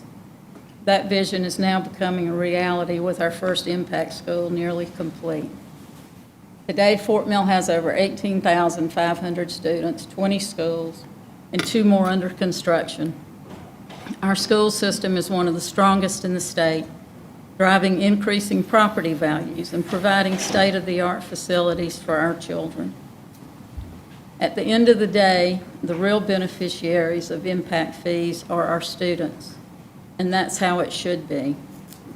A strong school system supports a strong community, and I urge you to continue supporting impact fees as a vital tool for managing growth and ensuring a bright future for Fort Mill and its students. Thank you. Yes, ma'am. Anyone else? Hi, I'm Lynn Martin, 1673 Apple Tree Lane in Fort Mill. I've been in Fort Mill for 40 years now, and when I moved here August 20th, 1984, Fort Mill schools were one of the best in the state. And here 40-plus years later, Fort Mill schools are some of the best in the state. And when you talk about people moving to Fort Mill, early on, they talk about the schools, and that's a big reason why. I grew up in a county in South Carolina that's on the other end of the spectrum, and I see the devastation of not having funds and not having quality school buildings and the importance of it. But why I'm up here tonight is I have a statement from Daylor Hart, president of Springland, who many of you know has developed some great residential and business properties in Fort Mill that makes Fort Mill a great place to live. And I'd like to read it right quick, please. For the same reasons that existed 5 years ago, I continue to support the impact fee proposed for the Fort Mill School District in 2025. Because of the punitive commercial tax structure existing in South Carolina, it continues to be a struggle to attract businesses and employers to the area. To compound the problem, residential growth continues unchecked. Unchecked, this situation will continue to snowball until business has no choice but to move across the border and take advantage of significantly lower property taxes in North Carolina. Unfortunately, I was unable to update the numbers for the meeting tonight, but the specifics from 2020 remain applicable to the situation today. There has been no alternative offered by any group, political or otherwise, that would offset the future cost of school improvements better than this impact fee. As a developer, it is unnatural for me to support an impact fee of any kind. This is especially true in Fort Mill, where the companies I oversee have thousands of homes already entitled which could be built today. These impact fees represent a direct cost of tens of millions of dollars to our existing holdings. The reason I support this effort is simple. Without our quality schools and quality business community, our quality of life will diminish, as will our property values. I continue to hope that the legislature in Columbia will address Act 388, which punishes Fort Mill and the rest of the state. It accounts for much of the reason South Carolina ranks consistently in the bottom 2 states with Mississippi nationally for our public education. Until that happens, I haven't seen a better local answer than these impact fees. Thank you. Thanks, sir. Anyone else? Kevin Brackett, 1675 York Highway. I am a resident of Fort Mill. I've lived there for over 20 years. We built our house in 2003. And when I moved in, I knew what I was signing up for. I was signing up for one after another series of bond issues that I would have to vote on. I would have to make a decision, my wife and I, as to whether or not we were going to approve another $200 million here, another $250 million, every time we turned around. Now, every single time we were called to, we answered with a yes vote, because there's nothing more important than strong schools, and that's what makes that community great. But the cost should not be borne exclusively by the residents. The people coming there are coming there because they know that it is an outstanding school system, and their children will get first-rate educations there. That's why they want to come there. So they're moving in, and it has not slowed down. Y'all may recall, some of you who were on council in 2018, I came and spoke then when the impact fee was being discussed. I spoke vigorously in favor of it, just like I am now. I would make it $50,000 if I could, because it will not slow growth down. I know there's a number of ways you can measure how growth is. I have my own personal measurement that I use, and I find it to be very accurate. How long does it take me to get to work every single day?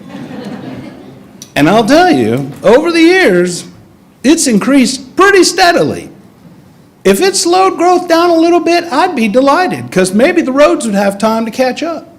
And you're going to start seeing it in York, because I see those white pipes sticking up out of the ground all over York. The same problem's going to happen. Maybe not in our lifetime, because I'm an old man now and you got a little gray in your beard, but I'm telling you, the same problems. People are going to be standing here talking about 25 years from now, and they're going to be saying the same thing. We have got to get a handle on this, and this is the best possible way we have. This is the best possible answer for this particular situation. I am delighted that $65 million was available to provide for a new elementary school in Fort Mill. And you did not have to tap this wallet to build it. And I hope that as we move forward, that will continue. I sure do. I hope that you will support this 100%. Like I said, I don't think it goes far enough, but I hope you support every single penny of this, because we need it. Growth will not slow down. The only thing that will slow down is the hemorrhaging of my checking account. And that is the same thing that you will hear from anybody you talk to. Every single one of you is a public servant and a leader in your communities. People come to you and ask for your opinions on issues like this, where you live and where, they want to know because they know you're a public servant and a public leader. You sit on county council, they ask your opinion. They do the same thing for me. And 100%, when you tell people in Fort Mill, this is what the impact fee is, and this is what it's doing. It's spreading the cost. Growth isn't paying for growth. It's kind of helping pay for growth in a good way, but it's not 100% paying for it. We're still shouldering our burden. You heard about the $200 million bond issue that just went down. We're still going to have bond issues. We're still going to support them because we still value the schools. We still value the first-rate education that our kids are getting. We're going to continue to support it. We just need some help, y'all. Please help us. Thank you, sir. Anyone else wish to speak? Thank you, Councilman. Dean Fell, York County Regional Chamber of Commerce. Quite frankly, most of my points have already been made. Councilman Audette pointed out the damage of Act 388 in the state of South Carolina. Businesses pay 100% of operation taxes once these businesses get built. Impact fees are the only thing that can help reduce some of the tax burden on our businesses. I represent right at 800 businesses in York County that are investors. Many of those are in Fort Mill and TDK, and we want to keep them there. Second item I'd like to just point out is the $73 million that have already been collected in impact fees.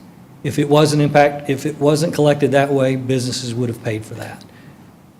Next is, have we been good stewards of that money? And the Fort Mill School District has been second to none in this state. It's the #1 school district in the state.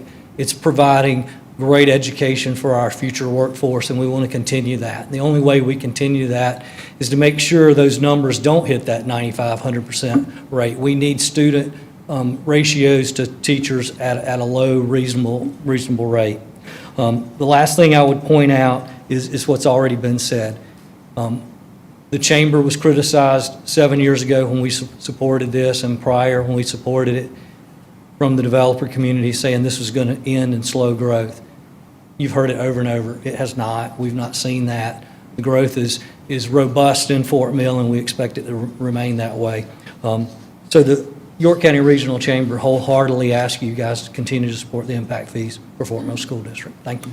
Thank you, sir. Anyone else wish to speak? Good evening. My name is Jan Martin. I live at 1673 Apple Tree Lane in Fort Mill. I stand before you tonight as a parent, a community member, and the most recent co-chair of the Fort Mill School District Bond Committee. I want to share my perspective from each of those roles to highlight why continuing the impact fee is not just beneficial, it's essential. As a community member, I have witnessed Fort Mill's unprecedented growth for nearly 3 decades, student enrollment nearly quadrupling in that time. Our community is thriving while other areas have stagnated or have regressed. Residents stepping up to meet this challenge, passing 4 bonds in the last 15 years to support our schools. As a parent with 2 children who have been educated in the Fort Mill School District, I have seen the district not only managing growth but excelling despite it, continuing to provide a world-class education for every single student. Fort Mill consistently leading the state in nearly every academic category for traditional K-12 schools. Our schools ranking in the top 1% of districts nationwide, a remarkable achievement and a testament to our community's commitment to education. And as a bond committee chair, I have seen our community rally behind the district's mission, ensuring every student has access to the resources they need, including the Early Childhood Education Center that was approved.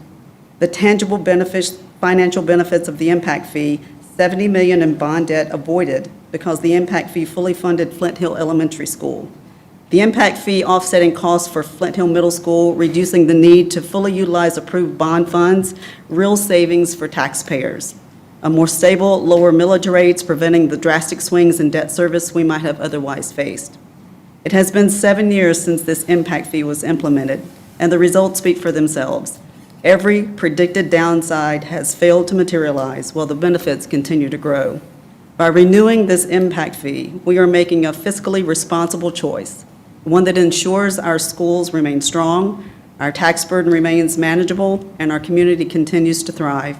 I urge you to vote in favor of renewing the impact fee and allow us to build on this success. Thank you for your time. Thank you, ma'am. It seems like we have a lot of folks that are here in support. I'm gonna do this. I'm gonna ask those of you that are here to support the impact fee and supporting doing this. If you don't mind standing, we'll go ahead and recognize you. I recognize those in support. Okay, I think that's the majority of everyone sitting in the audience. I just want to, not that I intend to squelch discussion, I just want to make sure that we don't repeat same content and make sure that we're able to recognize the folks, that, make sure that you feel like you're being heard. So if there is anyone else who wishes to be heard. Just very briefly, my name's Sarah Sproul. I'm with the law firm of Hainsworth Sinclair Boyd. I have been living with Fort Mill's impact fee for a long time now. And I just came up to say that what the ask here is consistent with the act. It's the same fee structurally as was passed in 2018, same study firm, same methodology. It's just a new CIP and a new maximum allowable amount. And this ask is all as was envisioned when the CIP was last amended in December of 2002. Thank you, ma'am.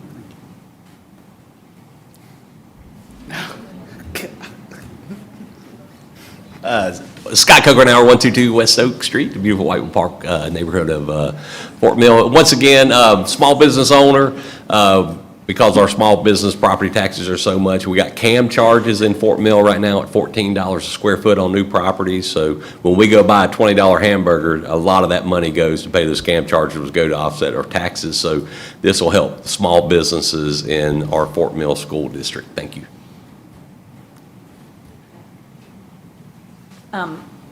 I think maybe I can just wrap it up.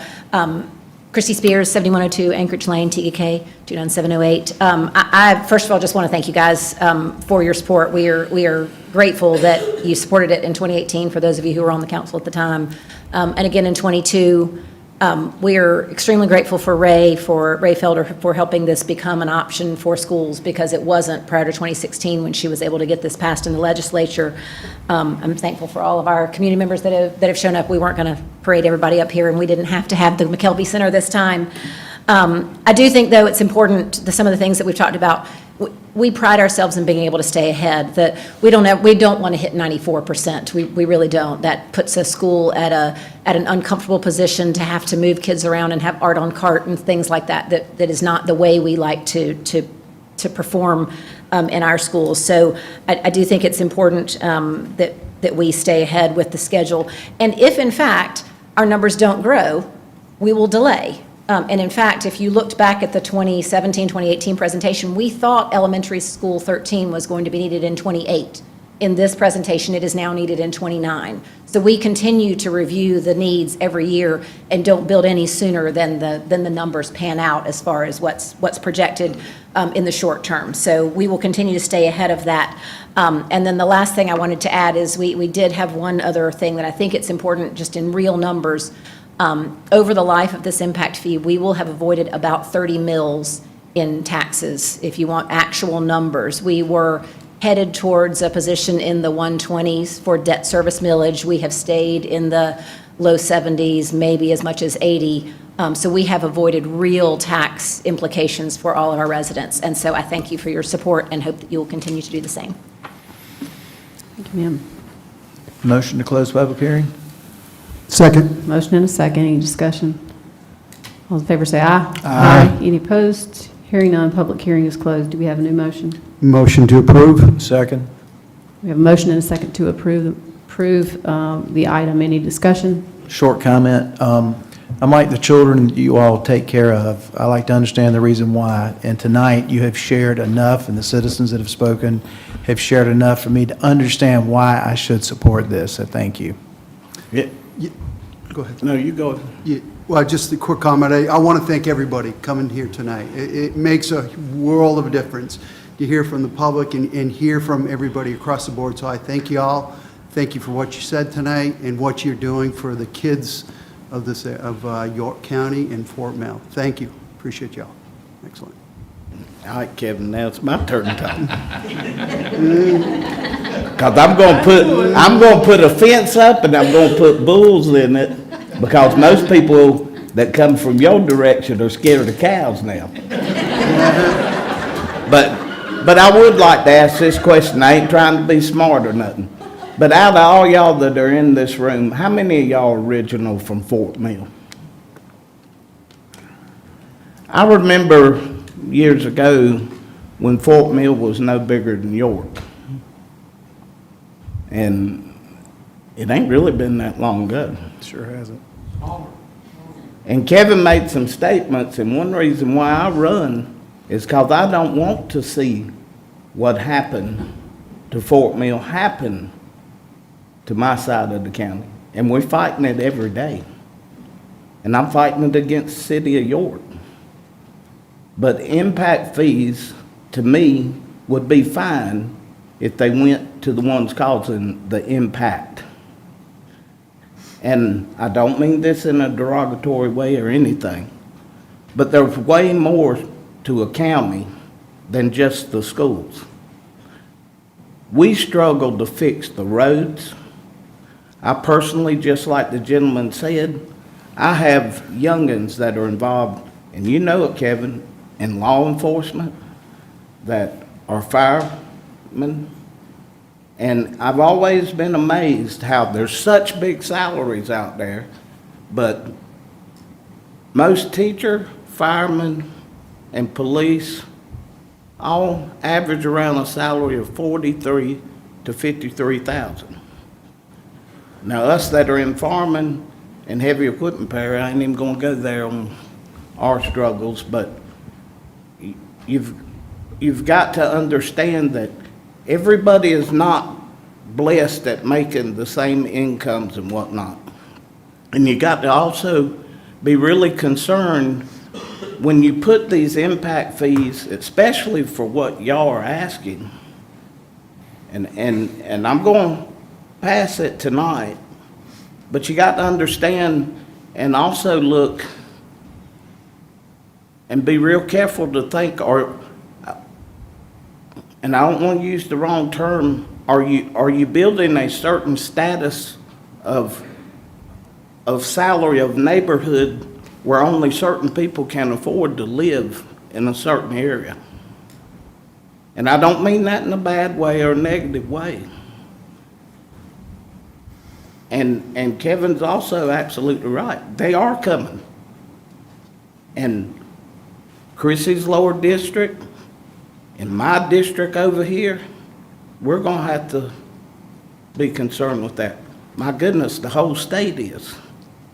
A while ago when we were sitting here joking around, I wanted to shout out so bad, why don't y'all just put signs up over there that say, just keep on going, don't stop here. But we got to get together on this thing. The growth to the south has got to get under control. We can't afford it infrastructure-wise or anything else. I mean, we're struggling with the road issue. And frankly, y'all, when people are calling, the first thing out of their mouth, I want my road fixed. I pay taxes. And then I say, well, get your tax statement. And they say, yeah, I got it. I say, what does it say most of your taxes went to? Y'all know what it is? The schools. It don't leave us much for the firemen or anything else. And then the municipalities decide to annex in more. And that takes away from our fire departments. And it's just one thing after another. So I hope y'all realize that this ball that started rolling is just getting bigger and bigger. And don't nobody know how to stop it. But that's my 2 cents worth. Anyone else? I think the majority of this council has already spoken that we're going to pass first reading on this. I will say, there's some things that I do want to say. Anyone who looks at my record, you're going to see somebody who supports public schools. My kids went to public schools. I support us keeping our funds in public schools. I think the world of Fort Mill schools. I think Fort Mill has some tremendous leadership. I have a great relationship with the folks over there, and I think y'all do a tremendous job. You certainly don't get to be number one in the state for no reason.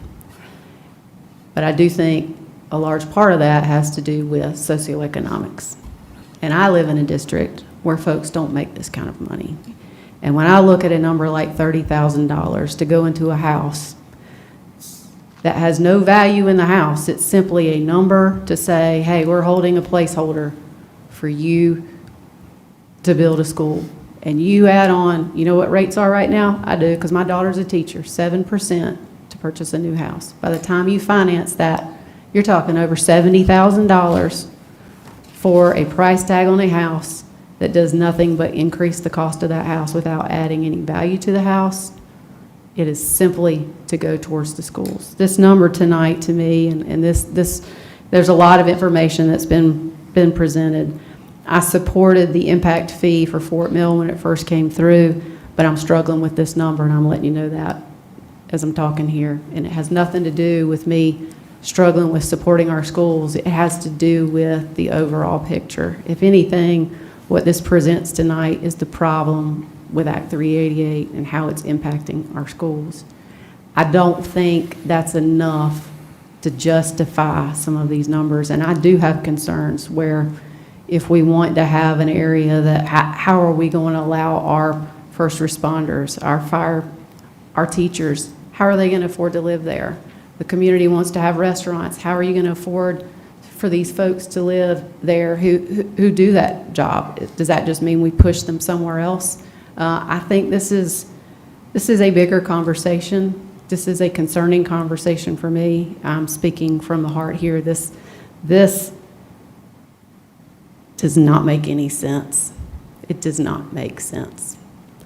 We have 2 council members who aren't here tonight, and I think that there has to be some additional discussion on this. I do support first reading on this, and I want to be very clear that I support our public schools, and I'm very thankful for the work that all of our public schools do in York County. We all have different issues that plague us throughout our county, and it's very interesting to me to see the differences in each of our districts.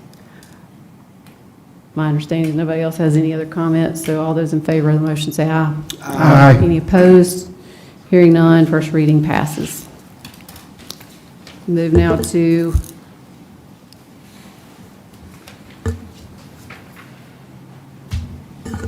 old business, item number 1, rezoning action, consider third reading, case number 24-58, tax map number 529-0000061, zoning request to rezone from AGC to RUD, 5.2 acre parcel in District 4.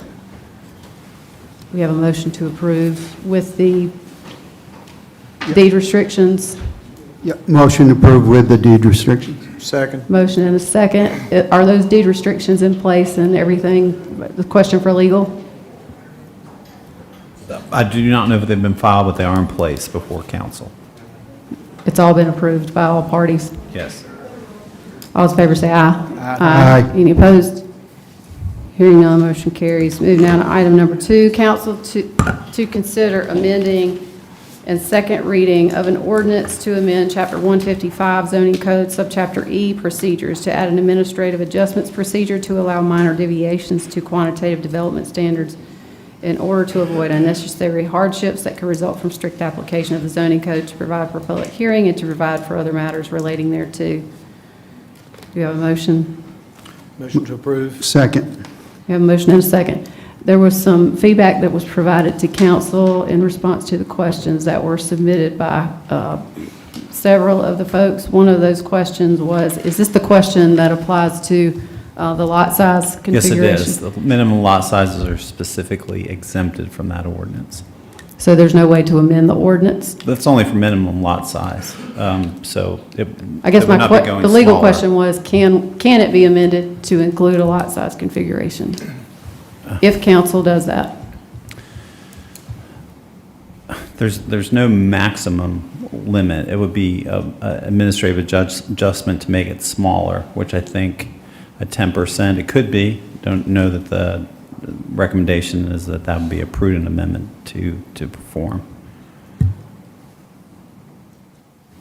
I personally would like for lot sizes to be waivable or administratively, whatever we're doing with these. Just because if you get down to let's say you got to have a minimum of 10 acres and you're at 9.95 acres or 9.9 acres, I mean, that's close enough. So Is there an amendment? I would like to amend it to include lot sizes. Do we have a second? Second. All right, so we have an amendment to the main motion to include lot sizes as part of that. Subject to the adjustment, the 10%. Right. Yes, ma'am. We'll move back to the main motion. Any other discussion on the main motion? All those in favor say aye. Aye. Any opposed? Hearing none, motion carries. Moving now to item number 3, council to consider second reading of an ordinance to amend Chapter 155 zoning code to eliminate accessory structure standards unique to the Lake Wiley overlay, to revise the maximum size of accessory structures, to prohibit accessory structures in specified locations, to clarify the definition of accessory structure, to provide for a public hearing, and to provide for other matters relating thereto. Have a motion? I make a motion to approve with amendment, well, maybe.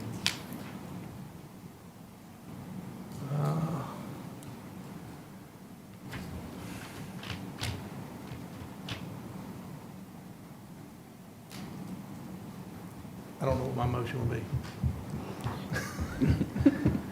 We are still at second reading.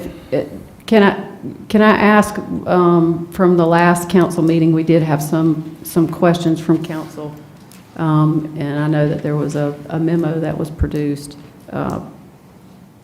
What were the changes in that? What were the considerations that we were asked staff to look at? Do you have that memo?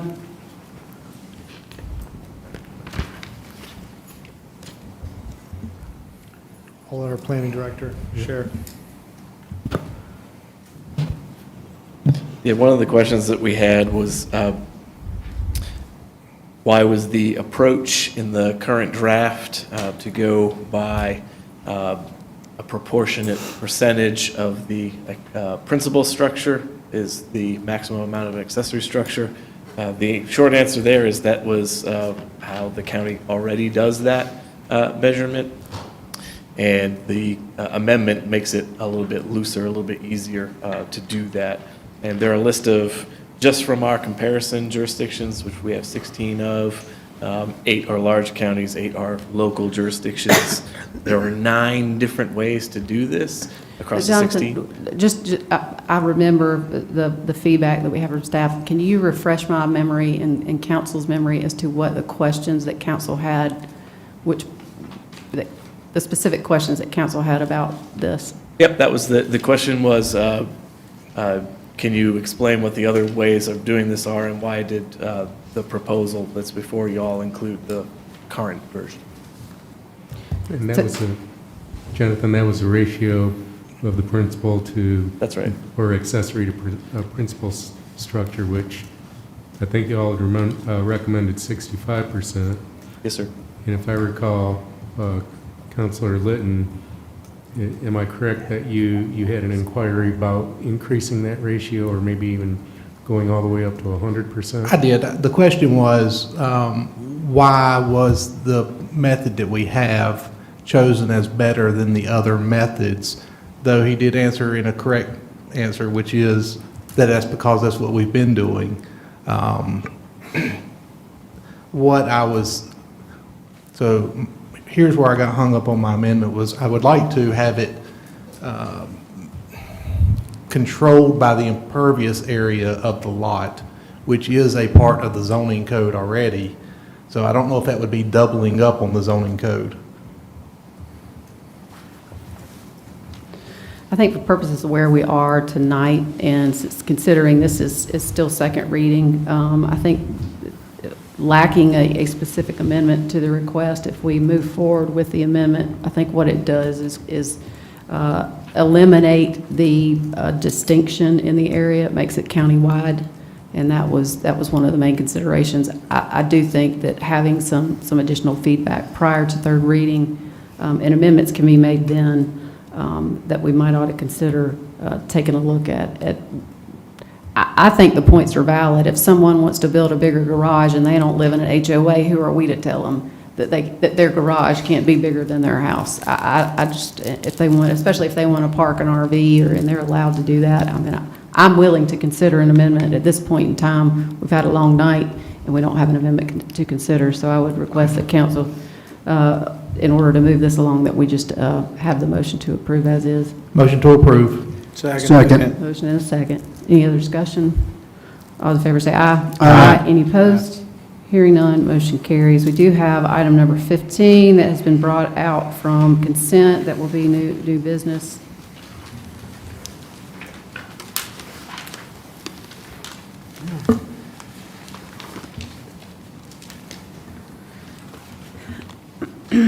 Council to provide second reading of an ordinance authorizing the assignment of the existing agreement between York County and Fort Mill Rescue regarding the provision of EMS services within the county to Atrium Health Fort Mill EMS, Inc., AHFM, conditioned upon AHFM and meeting and maintaining the requirements in State Regulation 61-7 regarding emergency medical services, and further conditioned upon AHFM reaching a new agreement with York County addressing inter alia the terms and conditions for AHFM's participation as an EMS provider operating within York County and as a part of York County's 911 dispatch system, providing dispatch response and drive time standards and requirements for AHFM, establishing staffing minimum levels for AHFM resource units, setting insurance coverage requirements for AHFM, and providing for other matters related thereto. If we could get a motion to defer this item until the next council meeting. We do have a public hearing. I would request that council make that Motion to defer. Second. motion and a second. Defer until the 17th of March. We are deferring. It will be second reading. It will also be public hearing that's already been determined. At this point in time, out of an abundance of caution and in order to be more transparent with the community, to get the terms on paper, that will allow additional time in order for those terms to be made and to be made public in time for the public hearing. Is there any other discussion? All those in favor say aye. Aye. Any opposed? Hearing none, motion carries.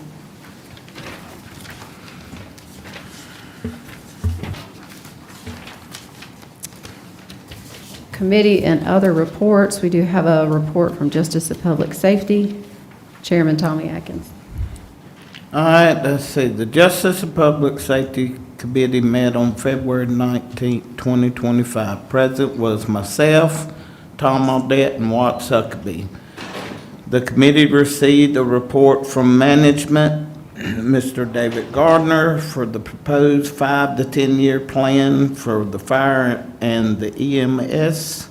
No action was taken. The next meeting will be held on April 30th, 2025. Thank you, sir. We do not have any citizen concerns. Do we have any council member new non-agenda comments before we go into executive session? Yes, please. I'll go quickly. Number one, I want to applaud you and staff for putting transportation on our agenda I think it's every other council meeting. I'd mentioned a year ago that I felt like we needed to be talking about transportation. I know it'll take us a little bit of time to get going, but there's a lot to discuss here. It came up tonight in conversation. I think that's important. Number two, it's been mentioned before that when we go into executive session that we ought to be talking about every legal matter that's hit a council agenda, and I'd like for us to pick up on that so that we can actually get an update on each legal matter that's come to council previously. Number three, Tommy touched on this a little bit that I had written down while the presentation was being made tonight. I too feel that where the school district, or school districts, all four, if they come to us for a fee, that fee's to purchase land and then pay for the improvement on the land. But we shouldn't overlook all the rest of the expenses that are associated with growth and I think we need to be planning for that, whether you want to call it an impact fee or adequate public facilities, whatever it is. I look forward to that hitting our agenda so we can discuss that further, because those are huge items that ultimately we're going to have to tax for. So I'd like for us to begin to plan towards that. When that hits a committee, I'm not sure.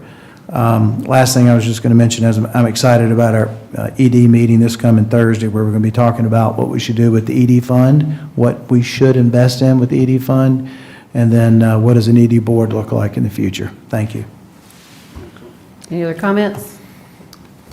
Just a real quick comment about public participation. We had a lot of people get up tonight and speak, and we appreciate each and every person that gets up and speaks. It's so important for the public to be involved. And again, I want to give a shout out to the public for participating in the process. So thank you. Do we have a motion for executive session?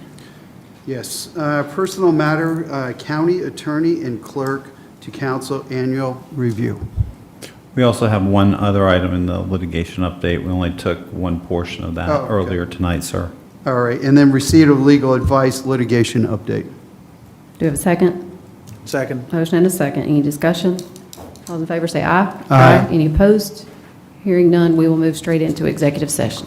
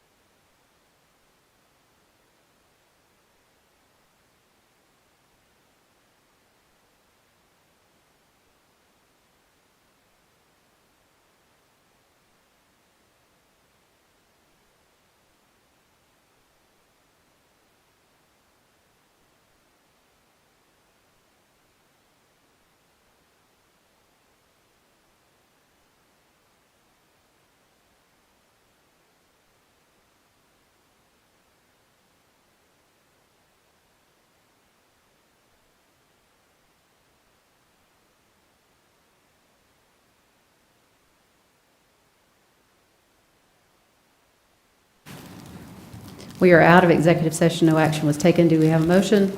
Motion to adjourn? Second. Motion and a second to adjourn. All in favor, say aye. Aye. We are adjourned.